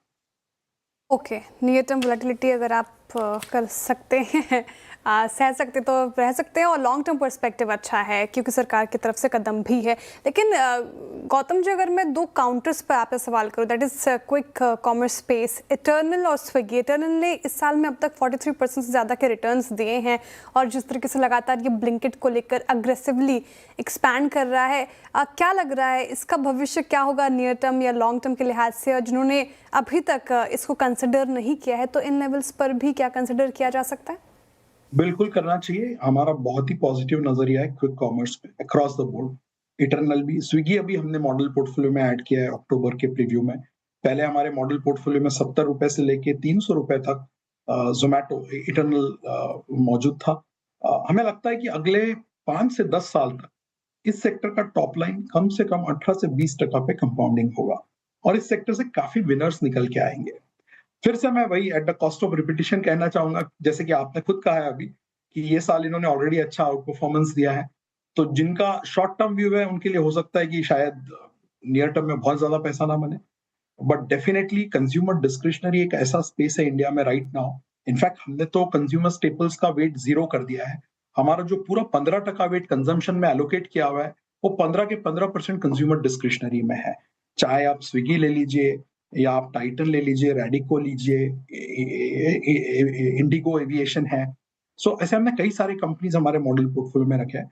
हमारा हाउस व्यू बहुत क्लियर है, जो ग्रोथ आएगा पर कैपिटा इनकम में आगे जाके अगले 3-5 सालों में, वो पैसा डिस्क्रिशनरी में ज्यादा जाएगा रादर देन कंज्यूमर स्टेपल्स। और आप देख ही रहे कि कंज्यूमर स्टेपल कंपनीज, ये जीएसटी रिलेटेड पॉप अगर आप छोड़ दे, तो पिछले 10 साल में कोई भी कंज्यूमर स्टेपल कंपनी इंडिया में 10% प्लस का टॉप लाइन ग्रोथ कंपाउंड नहीं कर पाया है। तो जो कंजम्पशन में वेल्थ क्रिएशन हो रहा है, वो कंज्यूमर डिस्क्रिशनरी स्पेस में ज्यादा हो रहा है। ओके, अच्छा गौतम जी, एक और चीज जिसके इर्द गिर्द हमारी अर्निंग्स घूमती हैं या फिर कुछ सेक्टर्स की, दैट्स क्रूड। क्रूड को लेकर बहुत सारे ज्यादा होगा, सॉरी। मैं क्रूड पे आ रहा था गौतम जी कि क्रूड पे बहुत सारे हाउस व्यूज ये आ रहे हैं कि इट्स नाउ हेडिंग टुवर्ड्स 30, काफी स्लो डाउन वो क्रूड में एक्सपेक्ट कर रहे हैं। क्रूड डेरिवेटिव्स या फिर ओएमसीज, अपस्ट्रीम कंपनियां, अभी क्या फेवरेबल लग रहा है क्रूड के प्रोजेक्शंस को देखते हुए, आपके खुद के प्रोजेक्शंस को देखते हुए क्या चीज कर रहे हैं? तो बहुत क्विकली मैं आंसर करूंगा। क्रूड पे हम कभी व्यू नहीं लेते हैं, चाहे वो ऊपर रहे या नीचे रहे। कमोडिटी प्राइसेस पे, क्रूड पे जो ग्लोबल कमोडिटी है, व्यू लेना बहुत डिफिकल्ट हो जाता है। दूसरा, जिन कंपनीज का आपने नाम लिया वो सारे ट्रेडिंग स्टॉक्स रहे हैं, तो अगर आपका क्रूड पे कोई स्ट्रॉन्ग कन्विक्शन व्यू है तो एज एन इन्वेस्टर आप उसके इर्द गिर्द खेल सकते हैं। दूसरा, मैंने कभी भी इन कंपनीज में बहुत ज्यादा री रेटिंग होता हुआ नहीं देखा है। और तीसरा, इन कंपनीज का अर्निंग्स प्रेडिक्ट करना बहुत डिफिकल्ट होता है। क्वार्टरली तो भूल जाइए, एनुअल अर्निंग्स भी प्रेडिक्ट करना बहुत डिफिकल्ट होता है। तो एज अ स्ट्रक्चरल कॉल मैंने हमेशा इन कंपनीज को अंडरवेट ही रखा है हमारे मॉडल पोर्टफोलियो में। बीच बीच में कभी कभी टैक्टिकली ट्रेडिंग पोजिशन हमने मॉडल पोर्टफोलियो में रखे हैं, बट इन जनरल हम इन स्पेस को अवॉइड ही करते हैं। बहुत बहुत शुक्रिया आज हमारे साथ जुड़ने के लिए और इन सब सवालों के जवाब देने के लिए। चलिए अब धमाकेदार ऑप्शंस लेते हैं। मार्केट में थोड़ी सी रिकवरी आई, लेकिन फिर थोड़ा सा हायर लेवल पर टिपिकल सेंसेक्स एक्सपायरी डे वाला फैक्टर प्ले आउट होता हुआ। धमाकेदार ऑप्शंस के लिए मानस जी, प्रशांत जी और कविता जी हमारे साथ हैं। मानस जी बताइए आपका धमाकेदार ऑप्शन। तो देखिए, धमाकेदार ऑप्शन के लिए आईसीआईसीआई बैंक के ऑप्शन में खरीदारी करनी है। आईसीआईसीआई बैंक ने अपने 100 मूविंग एवरेज को रिगेन किया है, तो 1390 का कॉल ऑप्शन जो 26 रुपए पे ट्रेड हो रहा है, उसमें 19 रुपए के स्टॉप लॉस से खरीदारी करेंगे और 40 रुपए के टारगेट सेट करेंगे। ओके, मनोज जी का ट्रेड रहा आईसीआईसीआई बैंक 1390 की कॉल। प्रशांत आपका ट्रेड क्या रहेगा? वीरू जी, यहाँ पे मुझे लग रहा है कि एचयूएल में एक फर्म बेस बना है और यहाँ से स्टॉक स्पाइक अप हो सकता है। तो 2460 2460 स्ट्राइक प्राइस की जो कॉल ऑप्शन है करीबन 23 के आसपास चल रही है। 13 के नीचे स्टॉप लॉस रख के बाय करने की सलाह होगी फॉर टारगेट्स अराउंड 45। एचयूएल पसंद आ रहा है, अच्छा करता हुआ ये एफएमसीजी पैक से। कविता जी आपका धमाकेदार ऑप्शन? तो श्रेया, एलटीआई माइंट्री पे बहुत अच्छी पोजीशनिंग बनी हुई है। मुझे लगता है ये पर्टिकुलर काउंटर 6150 के लेवल तक जाता हुआ दिख सकता है इन कैश। वेयरएज ऑप्शंस के रूट से देखें तो 6000 के कॉल में ही काम किया जा सकता है। 168 के लेवल पर एज ऑफ नाउ है, with the stop loss of 149, 200, 220 के प्राइस मूव के लिए आप एलटीआई माइंट्री पर एक बाय ट्रेड ले सकते हैं। As a disclaimer, in cash segment ये कॉल हमने हमारे क्लाइंट्स के साथ शेयर की है। ओके, चलिए एक काम करते हैं, अब थोड़ा आगे बढ़ते हैं और सभी कैश मार्केट में वॉल्यूम बढ़ाना चाहता है। मनी कंट्रोल को मिली एक्सक्लूसिव जानकारी के मुताबिक सभी कैश मार्केट में मार्जिन रिक्वायरमेंट कम करने पर विचार कर रही है। ज़्यादा डिटेल के लिए चलते हैं हमारे सहयोगी ब्रजेश कुमार के पास। ब्रजेश जी, गुड आफ्टरनून, बताइए पूरी खबर और कब तक एक्सपेक्ट करें इसे? बिल्कुल, सेबी के कमेटी में इस प्रस्ताव पर विचार किया जा रहा है कि जो कैश सेगमेंट के सौदे हैं उनको बढ़ावा देने के लिए कि क्या मार्जिन को कम करने की ज़रूरत है। तो इस मामले में जो है चर्चा क्लियरिंग कॉरपोरेशंस के साथ, ब्रोकर संगठनों के साथ ही जो बाजार के दूसरे स्टेक होल्डर हैं उनके साथ इस मामले पर चर्चा जो है शुरू हुई है। हालांकि अभी शुरुआती चर्चा ये जो है वो चल रही है और इसमें अभी बहुत सारा डेटा सेट जो है वो देखा जाना है, डेटा की बैक टेस्टिंग होनी है। उसके बाद ही अंतिम फैसला इस पर होगा कि आखिर ये जो मार्जिन है वो कितना घटाया जाए। अभी अगर आप देखें तो आमतौर पर 20% के आसपास का जो मार्जिन लगता है, लेकिन मार्केट के जो जानकार कहते हैं कि बहुत बार जो शेयरों के लिए मार्जिन जो तय होता है वो करीब 11-12%, 15% तक होता है, उन पर 20% लगता है। कई बार कुछ शेयरों के लिए 26%, 30% मार्जिन भी होता है, वहाँ पर भी ये 20% लगता है। तो इस तरह से एक डेटा की पूरी स्टडी की जाएगी और उसके आधार पर यह तय किया जाएगा कि ये मार्जिन आखिर कितना होना चाहिए। लेकिन मार्जिन में कमी जो है इस दिशा में जो है ये सेबी की चर्चा बढ़ रही है। अगर आप गौर करें तो हाल के महीनों में देखा होगा, आपने सुना होगा कि सेबी चेयरमैन भी कई बार ये कह चुके हैं कि जो कैश मार्केट है इसको और ज़्यादा बढ़ावा देने की ज़रूरत है। हालांकि पिछले कई वर्षों में अगर देखें तो आंकड़े बताते हैं कि कैश मार्केट में बढ़ोतरी हुई है, लेकिन उसके अनुपात में जिस तरह से जो डेरिवेटिव्स का मार्केट बढ़ा है उस अनुपात में कैश मार्केट नहीं बढ़ पाया है। तो कैश मार्केट को बढ़ावा देने के लिए जो कई और दूसरे उपाय भी सोचे जा रहे हैं, जिसमें से कि SLBM की एक्टिविटी है या ETF को और बढ़ावा देने की बात है। तो इस तरह से कई सारे उपाय सोचे जा रहे हैं, लेकिन जो सबसे अहम मांग थी कि कैश सेगमेंट के सौदों के लिए मार्जिन कम होना चाहिए, उस पर औपचारिक तौर पर चर्चा जो है वो शुरू हो चुकी है।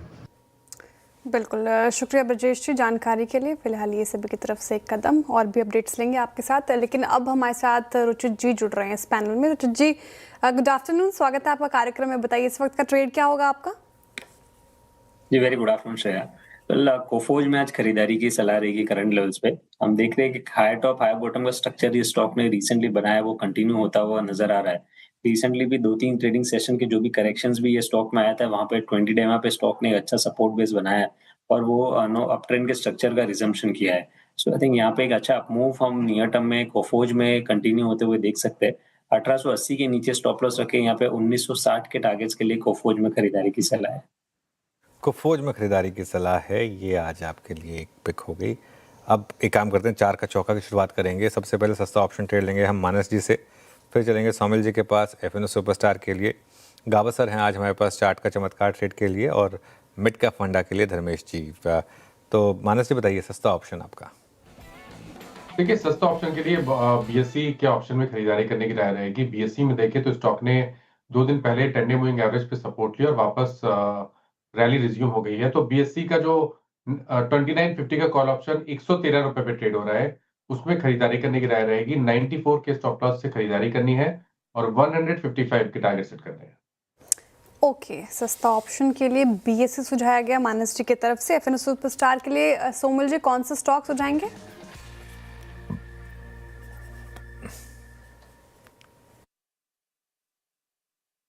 पर हैं आप, अनम्यूट कर लीजिए।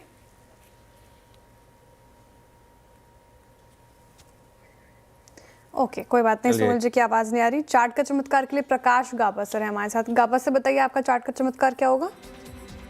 Good afternoon to you Shreya. Stock का नाम है वोल्टास। यस, वोल्टास में एक तेजी है, 1394 के आसपास ट्रेड करता है। स्टॉप लगाएंगे 1386 का, करीब 8 रुपए का स्टॉप है। मेरे ख्याल से इसका टारगेट होना चाहिए 1410, 1410। वोल्टास कल तक हो सकता है ये ट्रेड वोल्टास। ओके, वोल्टास ये हो गई गावसर की पिक। धर्मेश जी बताइए आपका मिड कैप फंडा क्या रहेगा? अनुज जी, मिड कैप के लिए आईटी स्पेस से और आयरन प्रो सॉल्यूशंस लिमिटेड पर बाई करने की सलाह रहेगी। बेसिकली ये कंपनी आपको सॉफ्टवेयर सर्विसेज और प्रोडक्ट दोनों में काम करती है। सर्विसेज के अंदर इनमें ट्रांजैक्शन बैंकिंग की सॉल्यूशंस प्रोवाइड करते हैं, कैश मैनेजमेंट और वर्किंग कैपिटल में, और वहाँ पे private sector and public sector bank दो से इनको काफ़ी अच्छा ऑर्डर है। 53% ऑफ द रेवेन्यू वहाँ से आता है। डेटा सेंटर का भी इनके पास अराउंड 19% ऑफ द रेवेन्यू अभी वहाँ से आता है। वहाँ पर ये बेसिकली आर्किटेक्चर स्टैक जो है, designing of the data centre से लेके सॉफ्टवेयर इंटीग्रेशन इनटू हार्डवेयर का काम करते हैं। ये बढ़ता हुआ क्षेत्र है, मुझे लगता है आने वाले दिनों में काफ़ी बड़ा यहाँ पर ट्रैक्शन मिलेगा। और तीसरा जो इनका वर्टिकल है, जहाँ से 20% के आसपास का रेवेन्यू आता है, वो आपको मोबिलिटी स्पेस से है। टिकटिंग को लेकर मेट्रो टिकट, जैसे दिल्ली मेट्रो हो गया, मुंबई है, चेन्नई है, इजिप्ट में कायरो है, और यूएस में कैलिफोर्निया में ओपन लूप टिकटिंग सिस्टम में ये इशू करते हैं, कियोस्क भी बैठाते हैं और टिकट ट्रांजैक्शन का भी ये काम करते हैं।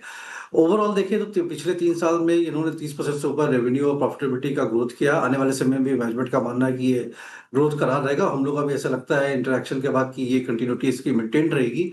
वैल्यूएशन के हिसाब से काफी अच्छा प्राइस पे करेक्शन हो रखा है। 1819 के आसपास ये ट्रेड करता था, वहां से आपको अभी 1100 के आसपास मिल रहा है। तो एक वैल्यू बाई जो इमर्ज होकर सामने आ रहा है, और आने वाले दिन में जिस तरह से आईटी स्पेस में थोड़ी तेजी की उम्मीद की जा रही है, तो उसका फायदा इनको भी मिलना चाहिए। जो नियर टर्म टारगेट है, मे बी आप 1250 1300 का टारगेट के लिए ट्रेड कर सकते हैं। बट एक साल के नजरिए से हम लोगों का जो स्टॉक प्राइस का टारगेट है वो 1675 है, जहां पर FY27 के हिसाब से पेग रेशियो लेस देन 1 पर हम लोगों ने इसे वैल्यू किया है। ओके, अब चलते हैं एक बार ट्रेड्स को मैं रिवाइज करूँ। उससे पहले जरा सौमिल का ट्रेड दोबारा लेते हैं। सौमिल से बातचीत नहीं हो पाई थी उस वक्त। सौमिल, आपका ट्रेड क्या होगा एफएनओ सुपरस्टार? मेरा ट्रेड होगा बजाज फाइनेंस पर। बजाज फाइनेंस में बहुत ही क्रूशियल लेवल्स पर एक सपोर्ट लेके फिर से एक नई रैली शुरू हुई है। एक करेक्टिव पैटर्न खत्म हुआ है बजाज फाइनेंस में, और यहाँ से मुझे लगता है कि मीडियम टर्म और शॉर्ट टर्म दोनों में ही बहुत ही अच्छी रैली हो सकती है। स्टॉप लॉस रहेगा 1000 पर और टारगेट रहेगा 1100। Okay, Bajaj finance. चलिए काम करते हैं, 4 ट्रेड्स में आपकी स्क्रीन पे रखता हूँ। एक करके जो हमने ट्रेड्स पिक किया, हमने शुरुआत की थी सस्ता ऑप्शन से। पहला ट्रेड आपकी स्क्रीन पे आएगा और मानस ने पिक किया बीएससी की 2950 की कॉल, स्ट्रॉन्ग कन्विक्शन 155 के लक्ष्य के लिए आपने पिक किया। उसके बाद ट्रेड पिक किया हमने सौमिल मेहता जी का trade, that's Bajaj finance futures 1100 के लक्ष्य के लिए। प्रकाश गाबासर ने पिक किया चार्ट का चमत्कार और कॉल रही उनकी वोल्टास 1395 के लक्ष्य के लिए। और धर्मेश कांत जी ने आज का मिड कैप फंडा पिक किया। प्रकाश जी की कॉल के बाद उनका ओरियन प्रो, माफ कीजिएगा, ये स्टॉक इनके बाय कॉल है। निफ्टी उसी रेंज को पकड़ के 26,178 ट्रेड करता हुआ, यानी हमें इस वक्त बहुत ट्रेड्स की पॉसिबिलिटी नज़र नहीं आ रही है, या फिर हम नहीं ले पा रहे हैं। लेकिन कुछ काउंटर्स जो कि अभी भी बहुत स्ट्रॉन्ग मोमेंटम पकड़े हुए हैं, उसमें देखिए चोला आपकी स्क्रीन पे स्ट्रॉन्ग मोमेंटम, वेदांता का जिक्र हुआ था। एक बार लेके आइए आप इंडसइंड बैंक, थोड़ा सा इस स्टॉक के बारे में चर्चा करते हैं। याद रखिएगा सितंबर, अक्टूबर और इवन नवंबर की सीरीज में one of the best price performer. But Manas finally during the roll overs इसने अपने आप को ना बहुत एक सीमित दायरे में रखा। उस वक्त डोमिनेट कर रहा था आपका HDFC बैंक उस वक्त डोमिनेट कर रहा था, PSU बैंकिंग बास्केट उस वक्त डोमिनेट कर रहा था आपका AU small finance bank. But इस पूरी प्रोसेस में ड्यूरिंग द रोल ओवर्स इसने अपने आप को 200 डेमा के ऊपर रखा। मानस, अब फाइनली जितना टाइम स्पेंड किया है 200 डेमा के ऊपर, क्या प्रोजेक्शन है आपका दिसंबर की सीरीज के लिए इंडसइंड बैंक पर? तो देखिए, व्यू तो पॉजिटिव है। केवल एक रेजिस्टेंस है 900 रुपए पे, जहां पर 2 हफ्ते पहले भी हाई बना था, और उससे पहले अगर देखें तो जुलाई के मंथ में भी 900 का लेवल टेस्ट हुआ, उसके बाद हमने प्रॉफिट बुकिंग देखी। एक बार वो 900 का जो पॉइंट है वो एक बार क्लियर हो जाए, वो निकल जाए, तो फिर कॉन्फिडेंस बढ़ जाएगा, क्योंकि उसके बाद तो 1100 रुपए तक की रैली भी स्टॉक दिखा सकता है। क्योंकि शॉर्ट टर्म ट्रेंड पॉजिटिव है, 200 मूविंग एवरेज के ऊपर ट्रेड कर रहा है, तो ट्रेड तो अभी भी ले सकते हैं, और ऑप्शन के थ्रू इस ट्रेड को लें। जो 900 वाला कॉल ऑप्शन, थोड़ा सा out of the money call option खरीदेंगे। 900 वाला कॉल ऑप्शन 10 रुपए के आसपास ट्रेड हो रहा है, इसमें खरीदारी करेंगे। स्टॉप लॉस सही लगाना चाहिए, मेरे हिसाब से ब्रेकआउट आएगा तो यहाँ पर तो आपको करीब करीब 50 रुपए का प्राइस भी देखने को मिल सकता है।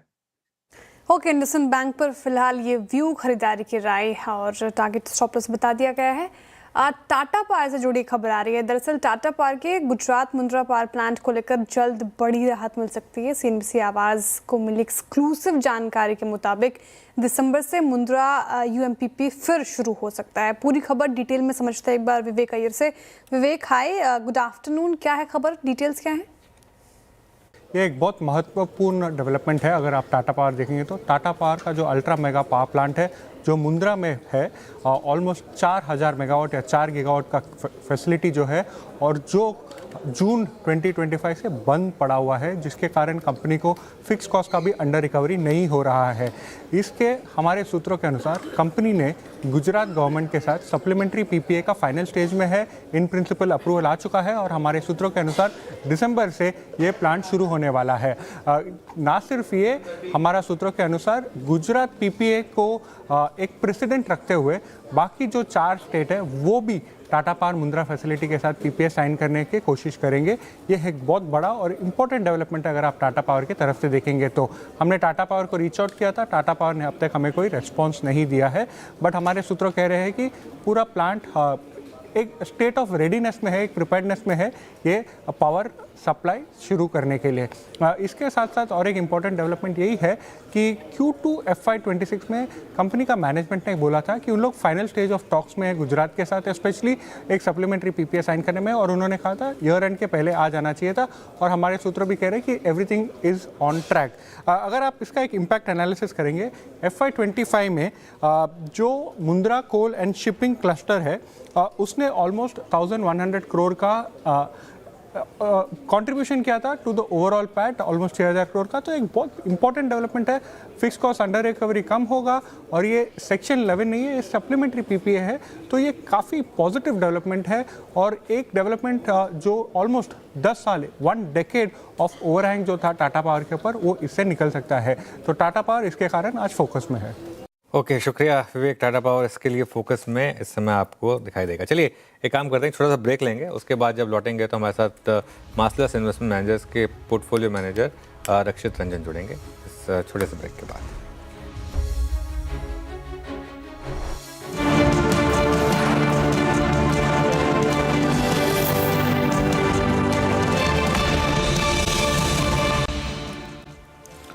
Welcome back. चलिए अब थोड़ा आगे बढ़ते हैं, और हमारे साथ जैसे मैं कह रहा था रक्षित रंजन मौजूद हैं, उनसे समझते हैं कि ऑल टाइम हाई पर अब क्या व्यू रहेगा।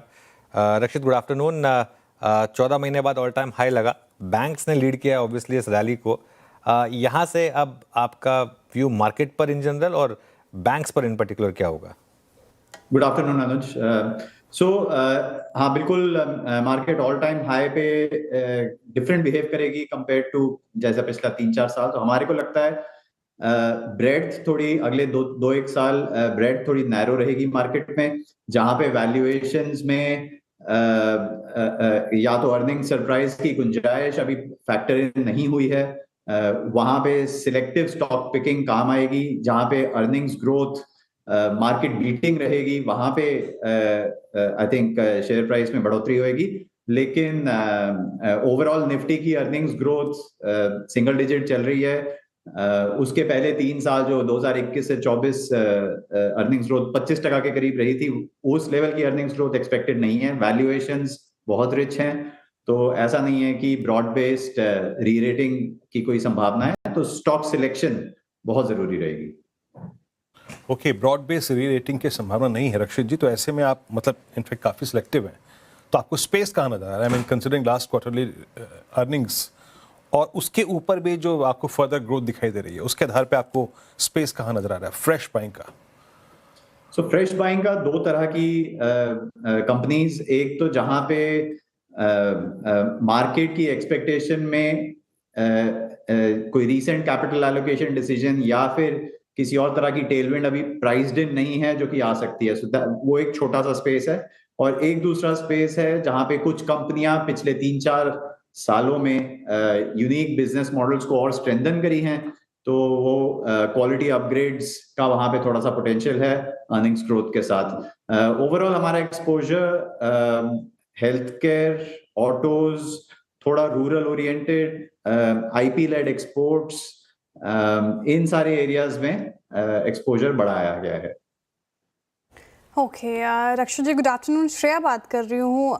आरबीआई पॉलिसी से पहले कोई स्ट्रैटेजी अपनानी चाहिए क्या मार्केट में, जिस तरीके से एनबीएफसीज और पीएसयूज परफॉर्म कर रहे हैं? आपका क्या नजरिया होगा और क्या एक्सपेक्टेशंस आरबीआई पॉलिसी इस बार?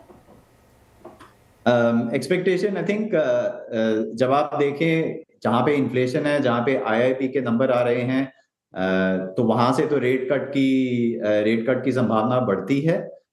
करेंसी को देखें तो थोड़ा सा ऑफसेट है, एज इन करेंसी को अगर रेट कट होता है तो करेंसी स्लाइड करेगी। I think recent commentary RBI की सजेस्ट कर रही थी कि थोड़ा करेंसी स्लाइड इज एक्सपेक्टेड। तो अगर रेट कट होता है, I think between banks and NBFCs, एक तो वैल्यूएशन के तौर से बैंक्स में, हाई क्वालिटी बैंक्स में थोड़ा हमारा ज्यादा रुझान है कंपेयर टू एनबीएफसीज, लेकिन ओवरऑल जहां पे भी कुछ एनबीएफसीज में निम एक्सपेंशन की संभावना है, वहां पे अर्निंग्स ग्रोथ का प्रोस्पेक्ट बन सकता है। सो लेंडिंग स्पेस में इस तरह से अभी तक जितना रेट कट हो चुका है उसके कारण बैंक्स में अगले 12 महीने में थोड़ा टेलविंड है, क्योंकि उनकी लायबिलिटीज रीप्राइस नहीं हुई थी, एसेट हो गए थे, तो थोड़ा सा टेलविंड वहां पे है। सो वैल्यूएशन को मद्देनजर रखते हुए I think separation of boys from the main lending में ओवरऑल होना चाहिए। ओके, रक्षित जी कोई नए एडिशन किए हैं आपने अपने पोर्टफोलियो में या कुछ चेंजेस किए हो जिन पर आप बात कर सकते हो, कोई तो जानना चाहेंगे आपसे? हाँ, तो हमने ज्यादातर रीजिगिंग करी है पोर्टफोलियो में। सो पिछले 2-3 महीने में कुछ स्टॉक्स हैं जहां पे जैसे एक रिटेल कंपनी है हमारे पोर्टफोलियो में, काफी बड़ी पोजीशन है, वहां पे वैल्यूएशन काफी अट्रैक्टिव हो गए हैं, शेयर प्राइस में काफी पेसिमिज्म फैक्टर्ड इन है, एंड जीएसटी कट्स वगैरह के कारण और काफी पॉलिसी के जो चेंजेस होते दिख रहे हैं गवर्नमेंट की तरफ से, ओवरऑल कंजम्पशन का थोड़ा सा टेलविंड बनता दिख रहा है। तो इस तरह की कंपनीज में जहां पे शेयर प्राइस काफी गिर गया है और टेलविंड आने की संभावना है, हमने वहां पे लोड अप किया है। लेकिन काफी सारे एरियाज हैं जहां पे वैल्यूएशन एक्सपेंसिव हो गए थे, वहां से हमने ट्रिम किया है एक्सपोजर। ओवरऑल हेल्थ केयर एक सेक्टर में बोलूंगा और ऑटोज एक सेक्टर बोलूंगा जहां पे हमने लोड अप किया है along with retail in consumption.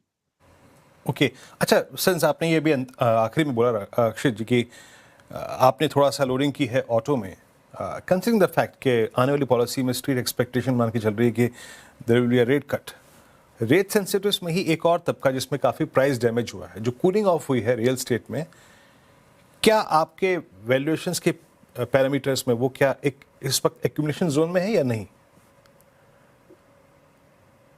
Real estate sector नहीं है हमारे एक्यूमुलेशन जोन में, लेकिन रेट कट से और काफी सारे प्राइस इलास्टिक सेक्टर्स जैसे ऑटोज में ही हमारे को काफी प्राइस इलास्टिसिटी दिखती है डिमांड की, वहां पे थोड़ी सी संभावना बन सकती है। Real estate overall as a sector में अभी वो कॉन्फिडेंस हमारा बना नहीं है, ऑल्दो बैलेंस शीट्स काफी इंप्रूव हो गए हैं रियल एस्टेट में कंपेयर टू 5 साल पहले, 10 साल पहले जो बैलेंस शीट का कंसर्न होता था वो कंसर्न अभी नहीं रहा है।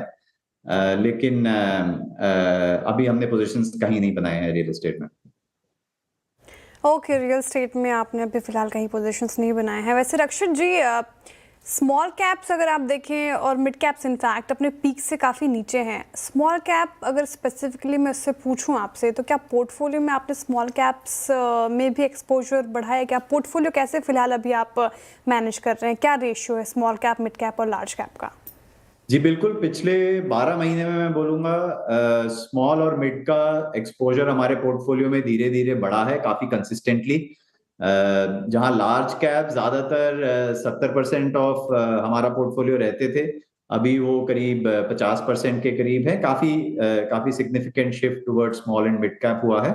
उसका एक जो कॉमन पैटर्न है, जहां जहां पे भी हमने शिफ्ट्स किए हैं, काफी सारी मिड कैप कंपनीज हैं जिन्होंने पिछले 2-1 साल में कैपिटल एलोकेशन की अपॉर्चुनिटीज को ग्रैब किया है। उसके कारण अर्निंग्स ग्रोथ मोमेंटम अगले आने वाले 1-2 सालों में हमारे को बढ़ता दिख रहा है। ये चीज लार्ज कैप में कम दिखी है, स्मॉल कैप में, मिड कैप में ज्यादा दिखी है, इसलिए स्मॉल एंड मिड में एक्सपोजर बढ़ाया गया है। रक्षित जी, थोड़ा सा और मैं ड्रिफ्ट हो जाऊंगा मिड कैप्स की तरफ, स्मॉल कैप की तरफ। अलग अलग सेक्टर्स हैं, स्पेस हैं, जिसमें लॉजिस्टिक्स आता है, डिलीवरी, जिसने मेरे ख्याल से लास्ट 3-4 महीने में एक प्राइस हाइक भी लिया, लिकर स्पेस, बड़ा वेल्थ क्रिएटर, इन दोनों स्पेस में आपकी राय चाहूंगा, जिनकी मोर और लेस ज्यादा प्रेजेंस मिड कैप में है। जी बिल्कुल, लॉजिस्टिक्स उस लेवल पे आ रहा है जहां पे काफी सारी लॉजिस्टिक्स कंपनीज के यूनिट इकोनॉमिक्स आज से 12 महीना पहले तक या तो लॉस मेकिंग थे या फिर ज्यादा हेल्दी प्रॉफिटेबिलिटी के नहीं थे। और 2 कंपनियां लॉजिस्टिक्स में काफी अच्छी यूनिट इकोनॉमिक्स की हमने कवरेज में ऐड करी हैं। लिकर स्पेस में there is certainly wealth creation there, लेकिन जो हमारा एक्सपेक्टेशन रहता है कि 15% के ऊपर की ग्रोथ सालाना अगर हमारे को अगले 3-4 साल में दिख रही हो, वहां पे लिकर स्पेस में अनसर्टेनिटी थोड़ी ज्यादा दिखती है। It is more FMCG type with valuation based opportunities at times or tailwinds. तो लिकर स्पेस में हमने कम इंटरेस्ट अभी तक दिखाया है कवरेज में, लॉजिस्टिक्स में जरूर इंक्रीज किया है। ओके रक्षित जी, बहुत बहुत शुक्रिया आप इस कार्यक्रम में शामिल हुए, सभी सेक्टर्स पर अपनी राय रखी आपने, बहुत बहुत शुक्रिया। चलिए अब आते हैं स्ट्रेटेजी पर। अनुज, हम एक फिर भी बहुत डिसेंट लेवल पे हैं अभी भी, टुवर्ड्स क्लोज, आई मीन 26209, और बैंक निफ्टी में तो सब कुछ खोया भी नहीं हमने, ऐसा कुछ खोया भी नहीं। क्या करें इस प्राइस पे, आउटलुक और कल के लिए व्यू फ्राइडे? बिल्कुल, देखिए कल के लिए व्यू ये रहेगा कि लॉन्ग पोजीशन कैरी करें। मैं सच बताऊं तो ऑल टाइम हाई पर आकर इतना रिएक्शन तो बनता है, और उसमें भी मार्केट कहाँ, मतलब डेलों से ऊपर ही बंद हो रहा है, काफ़ी डेलों से ऊपर बंद हो रहा है। तो उस सेंस में निफ्टी, बैंक निफ्टी दोनों में लॉन्ग पोजीशन कैरी करें, अगली तेज़ी के लिए तैयार हों, और दिसंबर में और हायर हाई लगाएगा मार्केट, और ऊंचे हाईज लगाएगा मार्केट, इसकी मेरी लगाने चाहिए, मेरा ये व्यू रहेगा। और उसके लिए सबसे बड़ा ट्रिगर रहेगा आरबीआई की पॉलिसी। आई थिंक हमारे हाथ में जो है वो हम डिस्कस करेंगे, रेट, वो टैरिफ और वो ट्रेड डील डिस्कस कर करके सब थक चुके हैं, वैसे भी वो हमारे हाथ में नहीं है। पॉलिसी में पता है कब आ रही है, और पॉलिसी पर एक पॉजिटिव व्यू बन सकता है। यही कारण है कि आप बैंक निफ्टी देखिए, आप कोई भी डिक्लाइन आती है वीरू, आज भी देखिए हल्की से डिक्लाइन आई, 59,500 तक गए हम, और वहाँ से क्या वापस रैली आ गई, और हम 59,730 पर बंद हो रहे हैं। तो व्यू वही रहेगा, buy on dips, buy on dips, buy on dips, और कैरी करें। बस एक चीज़ है, अपने स्टॉप लॉसेस को ट्रेल करते रहें, पोजिशनल स्टॉप लॉसेस को। निफ्टी पर अब आपका स्टॉप लॉस हो जाएगा 26,000 का, बैंक निफ्टी पर करीब करीब 59,200 का। आज गैप अप के बाद हो सकता है 10-15 मिनट थोड़ा वेट करे मार्केट, लेकिन सेकेंड राउंड ऑफ बाइंग आनी चाहिए। मेरे ख्याल से आज 400 से 500 पॉइंट की निफ्टी रैली होनी चाहिए, 25,000 क्रॉस होना चाहिए, और अगर 25,000 क्रॉस हुआ तो फिर बड़ी शॉर्ट कवरिंग होनी चाहिए। हम एक्सपेक्ट कर रहे थे कि एफआईएस की शॉर्ट कवरिंग हुई होगी कल, तो फाइनली कल उल्टा एफआईएस ने और शॉर्ट्स जोड़े। मैं जैसे मैं कह रहा हूँ, कल मैं उम्मीद कर रहा था कि एफआईएस की शॉर्ट कवरिंग होगी, 1,50,000 के करीब आ जाएंगे। ठीक है, शायद वो 25,000 पर नहीं कवर करना चाहते, शायद वो 26,000 पर कवर करना चाहते। आप एक स्मूथ रोड पर जा रहे हैं, जैसे बीच बीच में थोड़े से स्पीड ब्रेकर्स हैं, बीच बीच में सिर्फ वो आते रहेंगे। अब एक टैरिफ, एक नया बैरियर आ गया, या फिर ये जियो पॉलिटिक्स एक और आ गया। लेकिन अगर आप लॉन्ग टर्म के प्लेयर हैं, लॉन्ग टर्म के, तो भारत से बेहतर मार्केट नहीं है। देखिए, मार्केट का काम रोज चलना नहीं है। देखिए, मार्केट का ट्रेंड तेजी का है और नया हाई लगने वाला है। एक्सपायरी पे लगे या नवंबर में लगे या दिसंबर में लगे, अब ये एग्जैक्ट डेट बताना बहुत टफ होगा किसी के लिए भी। 26,277 का हमारा ऑल टाइम हाई है अब इस बाजार में। लेकिन अगर आपको बड़ा पैसा बनाना है ना आशीष, तो आपको लॉन्ग रहना, और अगर सब कुछ ठीक चला तो ऑल टाइम हाई शायद नवंबर में ही लग जाए, वरना दिसंबर में तो लगने की काफ़ी चांसेस रहेंगे। ये वो मार्केट है जिसमें सदी हुई तेज़ी है, तो मार्केट रिवॉर्ड कर रहा है उनको जो बने हुए। लेकिन बड़ी तेज़ी के लिए 26,100 जो हमारा 52 वीक हाई है, 26,104, 26,100 के ऊपर अगर आप निकलेंगे तो शायद फिर ऑल टाइम हाई की तरफ आप बढ़ें। मुझे कोई रीज़न नहीं नजर आता कि मार्केट ऑल टाइम हाई क्यों ना निकाले। अगर बैंक निफ्टी ने निकाल दिया, मिड कैप ने निकाल दिया, तो निफ्टी क्यों ना निकाले। रिस्क रिवॉर्ड आपके फेवर में। जीएसटी कट के अनाउंसमेंट के बाद से हमने एक पॉजिटिव व्यू लिया था मार्केट पर। 24,600 से 1,600 पॉइंट का सफ़र हुआ। मुझे लग रहा है ऑल टाइम हाई भी एक माइलस्टोन है, एक डेस्टिनेशन नहीं है। और अगर आप थोड़ा टाइम देंगे तो मार्केट में बड़े टारगेट भी हैं अगले साल के लिए। फॉर एग्जांपल 2026 में 30,000 तक का टारगेट हमने लिया है।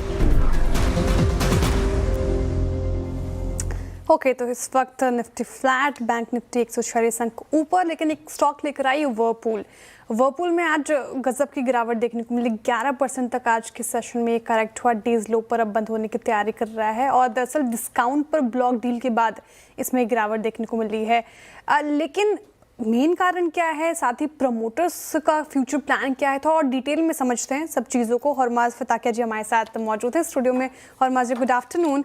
बताइए, वर्लपूल की टूटने की वजह क्या रही है आज? Good afternoon Shreya. और एक बहुत बड़े डिस्काउंट पर आज ब्लॉक डील जो हुई, 1,041 का भाव था, जहां पर लगभग 1.5 करोड़ शेयर्स में सौदे हुए और लगभग 11.5% का हिस्सा प्रमोटर्स द्वारा बेचा गया। पहले 7.5% बेचने का इरादा था, मगर फिर उस डील को अपसाइज किया गया और 11.5% की हिस्सा बिक्री हुई। 1,041 लगभग 1,600 करोड़ की आप ब्लॉक डील कह लीजिए। और इस हिस्सा बिक्री के बाद प्रमोटर्स का जो हिस्सा पहले 51% था, वो अब घटकर लगभग 39.5 से 40% रह गया है। अब ये इस बात की भनक शायद बाजार को पहले भी थी, क्योंकि पिछले एक महीने में वर्लपूल का शेयर लगभग 14% गिरा था। और वर्लपूल कॉर्प जो पेरेंट कंपनी है इसकी, उसने अपने तीसरी तिमाही के अर्निंग्स प्रेजेंटेशन में ये कहा था कि जो $700 मिलियन का कर्ज भुगतान वो करने वाले थे, उसमें थोड़ी सी विलंब हुई है, देरी हुई है, और अब वो 2026 में होगा। और इस बात का जो भारतीय कारोबार में अपना हिस्सा घटाकर 20% तक करने वाले हैं, वो अब पहले 2026 की पहली छमाही में करेंगे, ना कि इस साल के अंत तक। अब अगर वैल्यूएशंस को अगर हम देखें तो पहले शेयर की बात कर लेते हैं। जब फरवरी 2024 में पहले ब्लॉक डील हुई थी, जहां पर 24% हिस्सा प्रमोटर्स ने बेचा था, तब से लेकर अक्टूबर के बीच में शेयर जो लगभग दुगना हो गया था। लेकिन अब अक्टूबर के हाई से अब तक स्टॉक जो है लगभग 60% गिर चुका है। और इस गिरावट के बाद एक ओवरहैंग अभी भी बना हुआ है, क्योंकि अब तक सिर्फ 11.5% हिस्सा बिका है। प्रमोटर्स की होल्डिंग अभी भी 40% के आसपास है, तो और 20% हिस्सा लगभग बेचना बाकी है प्रमोटर्स से, तो और सप्लाई आने की संभावना है। तो ये एक बड़ा ओवरहैंग बना रहेगा। और स्टॉक में करेक्शन के बाद अब वैल्यूएशंस के अगर आप स्टैंड पॉइंट से देखें तो 1 ईयर फॉरवर्ड में अब 26 टाइम्स में वर्लपूल ट्रेड करता है, IFB इंडस्ट्रीज के लगभग बराबर, वोल्टास से सस्ता। लेकिन अगर हम दूसरे पेयर्स से तुलना करें तो ब्लू स्टार 47 टाइम्स है, सिम्फनी लगभग 26 टाइम्स है। तो मध्य एक मिड पॉइंट पर अब आ चुका है शेयर, क्योंकि जब पहले ब्लॉक डील हुई थी 2024 में, तो वर्लपूल का शेयर 50 टाइम 1 ईयर फॉरवर्ड पर ट्रेड करता था। अब अगर हम शेयर होल्डिंग की बात करें तो आज की हिस्सा बिक्री से पहले प्रमोटर्स का तो 51% हिस्सा था ही, लेकिन म्यूचुअल फंड्स और FPIs ने अपनी हिस्सेदारी को बढ़ाया है। रिटेल लगभग उतनी ही रही है, यहां पर कोई बड़ा फेरबदल हुआ नहीं है, 7.5% के आसपास ही रहे हैं।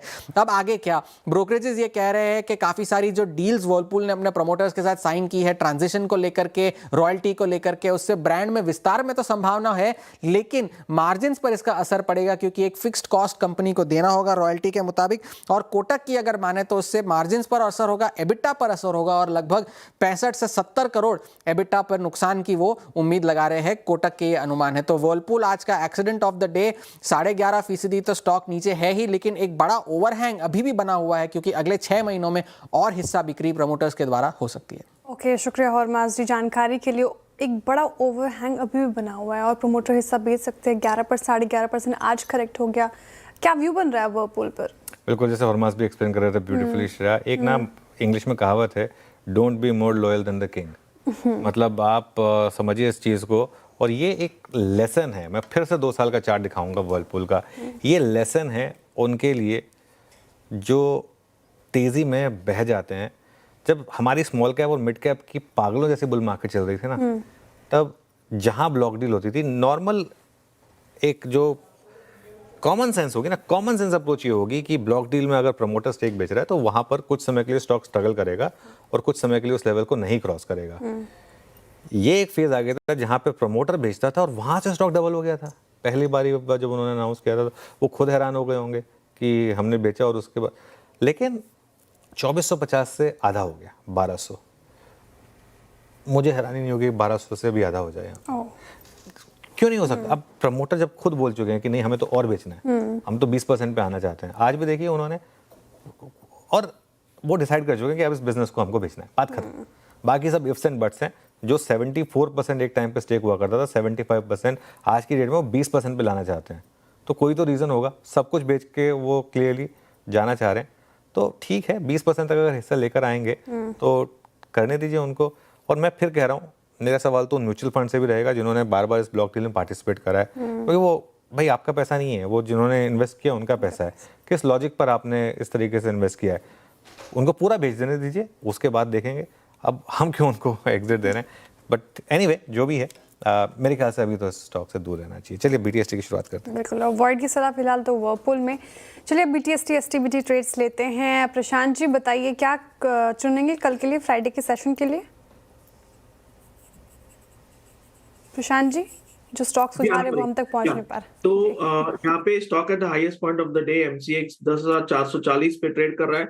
10,360 या 350 के आसपास स्टॉप लॉस रखने की सलाह होगी, और यहाँ से मुझे लग रहा है 10,650 10,700 कंफर्टेबली 1-2 दिनों में आना चाहिए।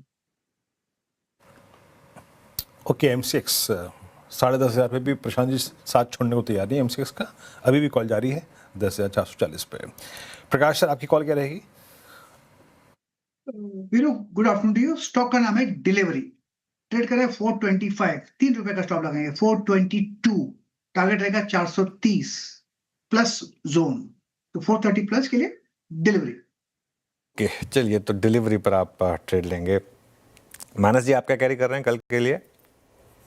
तो देखिए अनुज जी, मदरसन पे खरीदारी करने की राय रहेगी। मदरसन मैंने 2 बजे के शो में भी दिया था, बढ़िया रैली उसके बाद देखने को मिली है। लेकिन अगर BTST की तरह भी देखें तो आई थिंक यहाँ पर खरीदारी करनी चाहिए। मदरसन का फ्यूचर 117 रुपए पे ट्रेड हो रहा है।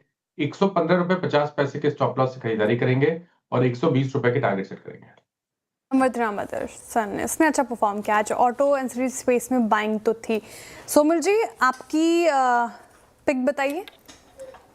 मेरी पिक होगी IDFC फर्स्ट बैंक। पहले भी मैंने ये सुझाया था, और ऑलरेडी एक अप ट्रेंड में शॉर्ट टर्म मीडियम टर्म दोनों ही 20 डेली मूविंग एवरेज के ऊपर सस्टेन हो रहा है। आज भी पॉजिटिव साइड पर ही है। मुझे लगता है यहाँ से अच्छी रैली ऊपर की तरफ देखने मिलेगी। शॉर्ट टू मीडियम टर्म दोनों ही आउटलुक पॉजिटिव है। स्टॉप लॉस रहेगा 79 का और टारगेट रहेगा 85। ओके, IDFC फर्स्ट बैंक, आपका ट्रेड यहाँ पर ऑलमोस्ट 80.47 पे डे हाई की डिरेक्टरी मार्केट ट्रेड करता हुआ। रुचित, आपका ट्रेड? BTST के लिए BSE में खरीदारी करके जाने की सलाह रहेगी। इनफैक्ट देखें तो निफ्टी कैपिटल मार्केट का इंडेक्स है वो अपने ऑल टाइम हाईस के आसपास ही क्लोजिंग दे रहा है। तो क्लियर एक काफी बुलिश साइन है, तो ये अप ट्रेंड कंटिन्यू रह सकता है निफ्टी कैपिटल मार्केट सेगमेंट में। तो BSE भी यहाँ पे स्ट्रक्चर काफी पॉजिटिव नजर आ रहा है। 2875 के नीचे स्टॉप लॉस रख के BTST के लिए खरीदारी करके जाए 3030 के टारगेट के लिए। BSE फिलहाल ये BTST ट्रेड हो गई रुचित जी की तरफ से। अच्छा स्टॉक ने परफॉर्म किया। MCX अभी सुझाया था प्रशांत जी ने भी। चलते हैं अब ब्रेथ समझ लेते हैं। वीरेंद्र जी, जिस तरीके से आज हाई साइड से थोड़ा सा फिसला लेकिन लाइफ टाइम हाई भी था, ब्रेथ कैसी रही है? ब्रेथ शानदार है, ब्रेथ में कोई कमी नहीं है श्रेया, ब्रेथ में कोई कमी नहीं है। हाँ, एक बात है कि 1-2 पॉकेट्स थी जिन्होंने अपने प्रॉफिट्स को सरेंडर किया, बट दैट्स लॉन्ग अनवाइंडिंग और शॉर्टिंग।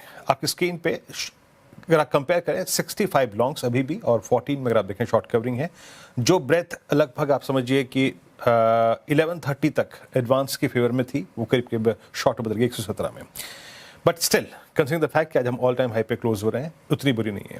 अशोक लेलैंड याद रखिएगा ऑल टाइम हाई पे क्लोज, समदर Motherson, Coforge, LTI Mindtree, Laurus lab, एक classical combination of auto, pharma और शॉर्ट कवरिंग थी आज B2 में। बजाज फाइनेंस यहाँ पे 2.25% ऊपर, KPIT tech, Delhivery, REC, Bharat Dynamics, इन सभी में स्ट्रॉन्ग मूव था और शॉर्ट बिल्डअप था केन्स में। एक तबका बाजार का वो था आज, कुछ banks, mid cap banks specially long unwinding के बाद थोड़ी सी शॉर्टिंग विटनेस कर रहे थे। PSUs में इंडियन बैंक हो गए यहाँ पे, बाकी लॉन्ग अनवाइंडिंग आइनॉक्स में, RVNL, HPCL pretty lighter LXC पे एक रीजनेबल स्टॉप लॉस लेते हैं 2 स्टॉक्स पे जो कि हल्का सा कोलैप्स हो रहे हैं। एक बार लेके आइए आप स्क्रीन पे इंडियन बैंक, 20 डे में आज जो लगाया 870 का लेवल यहाँ पर है। फिर आप देखिए बैंकों में सुबह सुबह एक बैंक ऑफ बड़ौदा या फिर बैंक ऑफ इंडिया पे शॉर्ट कॉल आई थी, लॉन्ग पुट आई थी रचना जी की तरफ से, वो थोड़ा सा सिंक हुआ। और ही अगर आप देखें बैंकों में, प्राइवेट बैंकिंग स्पेस में RBL ये सिंक हुआ। मानस, इसमें से कोई भी स्टॉक आपको ऐसा लग रहा है कि जहाँ पे थोड़ा सा अलार्मिंग सिग्नल हो, specially post M&M exit? RBL जो है वो सप्लाई फेस कर रहा है, फील कर रहा है हर बार 320 की ट्रेजेक्टरी में। RBL पे आपका टेक क्या है?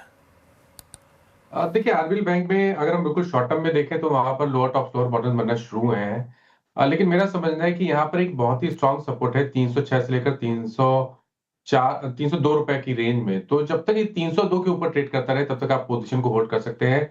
ये सही है कि 20 डे मूविंग एवरेज के ऊपर सस्टेन होना मुश्किल हो रहा है, लेकिन ये भी ध्यान रखिए कि अगर 319 रुपए के ऊपर निकला तो फिर रैली रिज्यूम हो जाएगी। इसलिए फिलहाल के लिए medium to long term trend bullish लगता है, इसलिए बने रहिए। स्टॉप लॉस 302 रुपए के नीचे जरूर से लगा के रखें। ओके, तो फिलहाल ये व्यू RBL बैंक पर होल्ड करने की राय है। क्लोजिंग तरफ बढ़ रहे हैं हम और कुछ काउंटर्स जो अभी डेज हाई के तरफ क्लोज होने की पूरी तैयारी करता हुआ। FMCG पैक आज अच्छा परफॉर्म कर रहे थे। ITC भी रखिएगा एक बार स्क्रीन पर, ये भी डेज हाई निचले स्रोत से अच्छी रिकवरी के साथ ITC आपको दिखेगा डेज हाई की तरफ क्लोज होता हुआ। HUL सुझाया गया था। इमामी पे आज शानदार ब्रोकरेज रिपोर्ट थी, 800 से ज़्यादा के टारगेट्स दिए गए थे, तो इमामी अच्छा क्लोज देता हुआ। रैडिको खैतान काफ़ी अच्छे सेशन, 6-7 सेशन के बाद आज मुनाफा वसूली का शिकार हुआ है, लेकिन Dabur, Varun beverages, ITC, HUL में अच्छी मूव थे। ITC पर गाबा सर क्या फ्रेश व्यू लग रहा है आपको, जिस तरीके से रिकवरी आज के सेशन में आई? आज की रिकवरी थोड़ी वीक रिकवरी है, लेकिन बेसिकली चार्ट स्ट्रक्चर पॉजिटिव है। लेकिन काफी वक्त से हम देख रहे हैं एक साइडवेज जोन, यहाँ पर ट्रेंड मिसिंग है। जब तक इस पर ट्रेंड मिसिंग है, I think it should be staying out. Long term किसी के पास है तो कंटिन्यू होल्डिंग, कोई नुकसान नहीं होगा, लेकिन trading point of view I think मैं अवॉइड करूंगा ITC। ओके, ITC अवॉइड करेंगे ट्रेडिंग व्यू से, लेकिन पिछले कुछ मिनटों में डिसेंट मूव्स आए हैं। एक बार जरा आप बैंक निफ्टी का वापस इंट्राडे लेकर आएंगे, जरा एक बार देखिए बैंक निफ्टी। और सच बताऊं तो थोड़ा सा क्योंकि बैंक निफ्टी और बैंकेक्स सेम तरीके से चलते हैं और आज बैंकेक्स की भी एक्सपायरी थी, उसके ऑप्शंस में काफ़ी इंटरेस्टिंग एक्टिविटी हुई। ICICI बैंक का एक बार चार्ट लेकर आइएगा जरा। 2 दिन से ICICI बैंक डे हाई पर बंद हो रहा है और आज भी ICICI बैंक डे हाई पर। कल ये stock exact 200 day moving average के करीब आकर रुका था, आज इसने 200 डे सिंपल मूविंग एवरेज को क्रॉस किया है और उसके ऊपर बंद हो रहा है। एक बार टेक्निकल चार्ट रखिएगा ICICI बैंक का और माइनस देखिए ज़रा इस चार्ट को। बहुत समय के बाद 2 दिन बैक टू बैक रैली और 200 डे मूविंग एवरेज के ऊपर आज निकल कर टिकता हुआ। क्या व्यू रहेगा इस स्टॉक पर? देखिए व्यू पॉजिटिव है, इसीलिए मैंने यहाँ पर एक ऑप्शन ट्रेड आज दिया है। मेरा समझना है कि क्योंकि 100 डे मूविंग एवरेज के ऊपर निकला है, पॉसिबिलिटी है कि अगर हम एक पोजीशन टारगेट सेट करें तो वो 1440 का हो सकता है और करंट लेवल्स पे भी खरीदारी करनी चाहिए। अगर आप एक पोजीशन ट्रेड ले सकते हैं तो आपको स्टॉप लॉस लगाना है 1374 का और टारगेट सेट करने हैं 1440 के। ओके, ICICI बैंक वाकई जिस बैंक ने आज लीड ली, जिसने डिफरेंशियल पूरा किया करने की कोशिश की, माफ कीजिएगा मेरे शब्दों के लिए, मेरे डिफरेंशियल पूरा करने की कोशिश करी, भरने की कोशिश करी, उसमें सबसे महत्वपूर्ण ये था। और कुछ काउंटर्स जिन्होंने अच्छा पारी खेली आज, कैनरा बैंक ने याद रखिएगा अब 152.53 यानी सिंपली मीन्स कल के हाई पर तो नहीं है बट ये क्लोज जो है 152.53 जो है ये इसका ऑल टाइम हाई क्लोज है और एक तरफ कुछ बैंक्स ने आज शेयरिंग भी करी, फॉर इंस्टेंस इंडियन बैंक थोड़ा सा सिंक भी हुआ, लेकिन कैनरा बैंक बहुत स्ट्रांग था। उसके बाद जो स्टॉक्स अच्छे क्लोज की तरफ बढ़ रहे हैं उसमें लिखे जाइए जरा प्लीज एक बार बीएससी 2949 पे याद रखिएगा, अपने करियर के थर्ड बेस्ट हाइस पे क्लोज होता हुआ। ऑप्शन भी आपने कैप्चर किया था, 2950 की कॉल हमने पिक किया माइनस के साथ, और एक स्टॉक और जो कि टुवर्ड्स क्लोज अच्छा मूव दे रहा है, एक बार लेके आइएगा मदरसन, और ये 116.17 पे डे हाई पर, और अभी मेरे ख्याल से ट्रेड में लिया नहीं गया था ये, बट याद रखिएगा इसका ये क्लोज जो है ऑलमोस्ट 19 नवंबर 2024 यानी फ्रेंकली स्पीकिंग 52 वीक हाई पे क्लोज होता हुआ। और सौमिल कुछ टेक रहेगा आपका इस पे 116, और वो जो 126 का ब्रेकडाउन था मुझे याद अच्छी तरीके से नवंबर 2024 का, क्या ये उस ट्रेजेक्टरी में जाने की तैयारी कर रहा है क्या?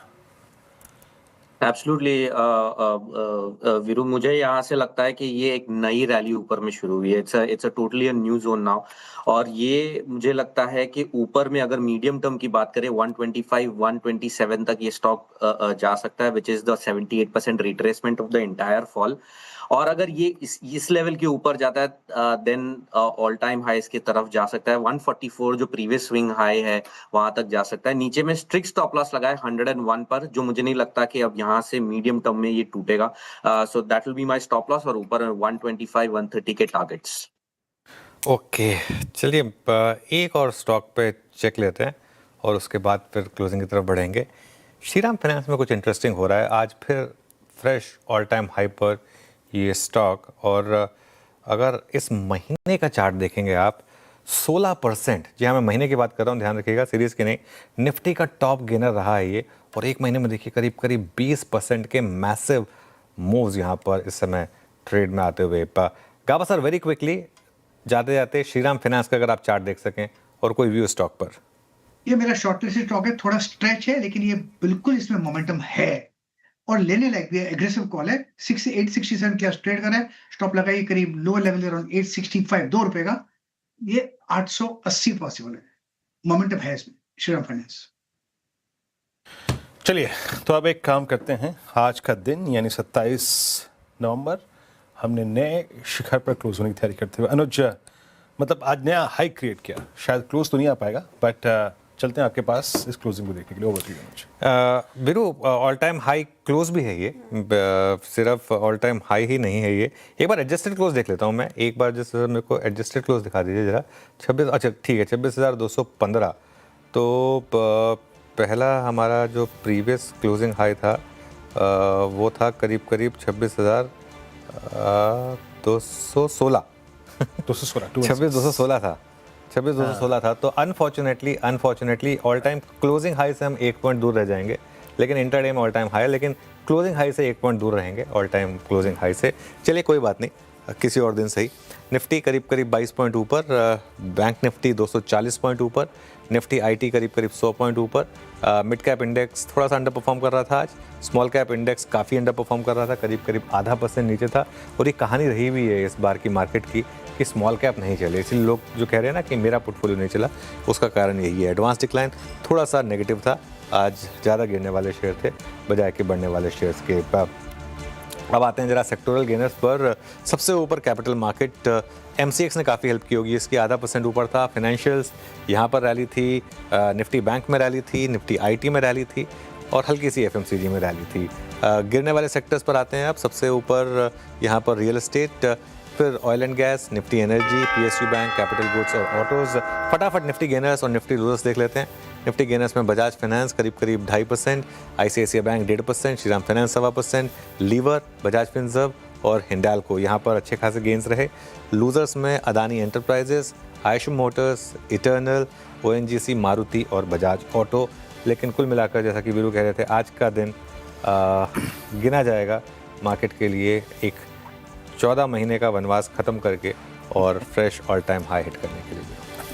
जी नहीं, वो वीरू कल लिखे, वीरू ने प्रॉमिस किया है कि कल लेकर आएंगे। कुछ पंक्तियां अधूरी थी, मैंने कहा कि उसको पूरी करेंगे, फिर कल सुबह शुक्रवार भी है ना, तो मज़ा आएगा सुबह 8 बजे, है ना। चलिए कल सुबह 8 बजे मिलते हैं, और नहीं मिलेंगे तो खैर 7 बजे ही, लेकिन ये पूरा का पूरा पैनल, सुसज्जित पैनल, सारी खबरें लेके, स्ट्रैटेजी लेके, ग्लोबल मार्केट्स के संकेत लेकर मिलेगा आपसे मुनाफे की तैयारी में 8 बजे और मॉर्निंग कॉल में 7 बजे। तब तक के लिए नमस्कार।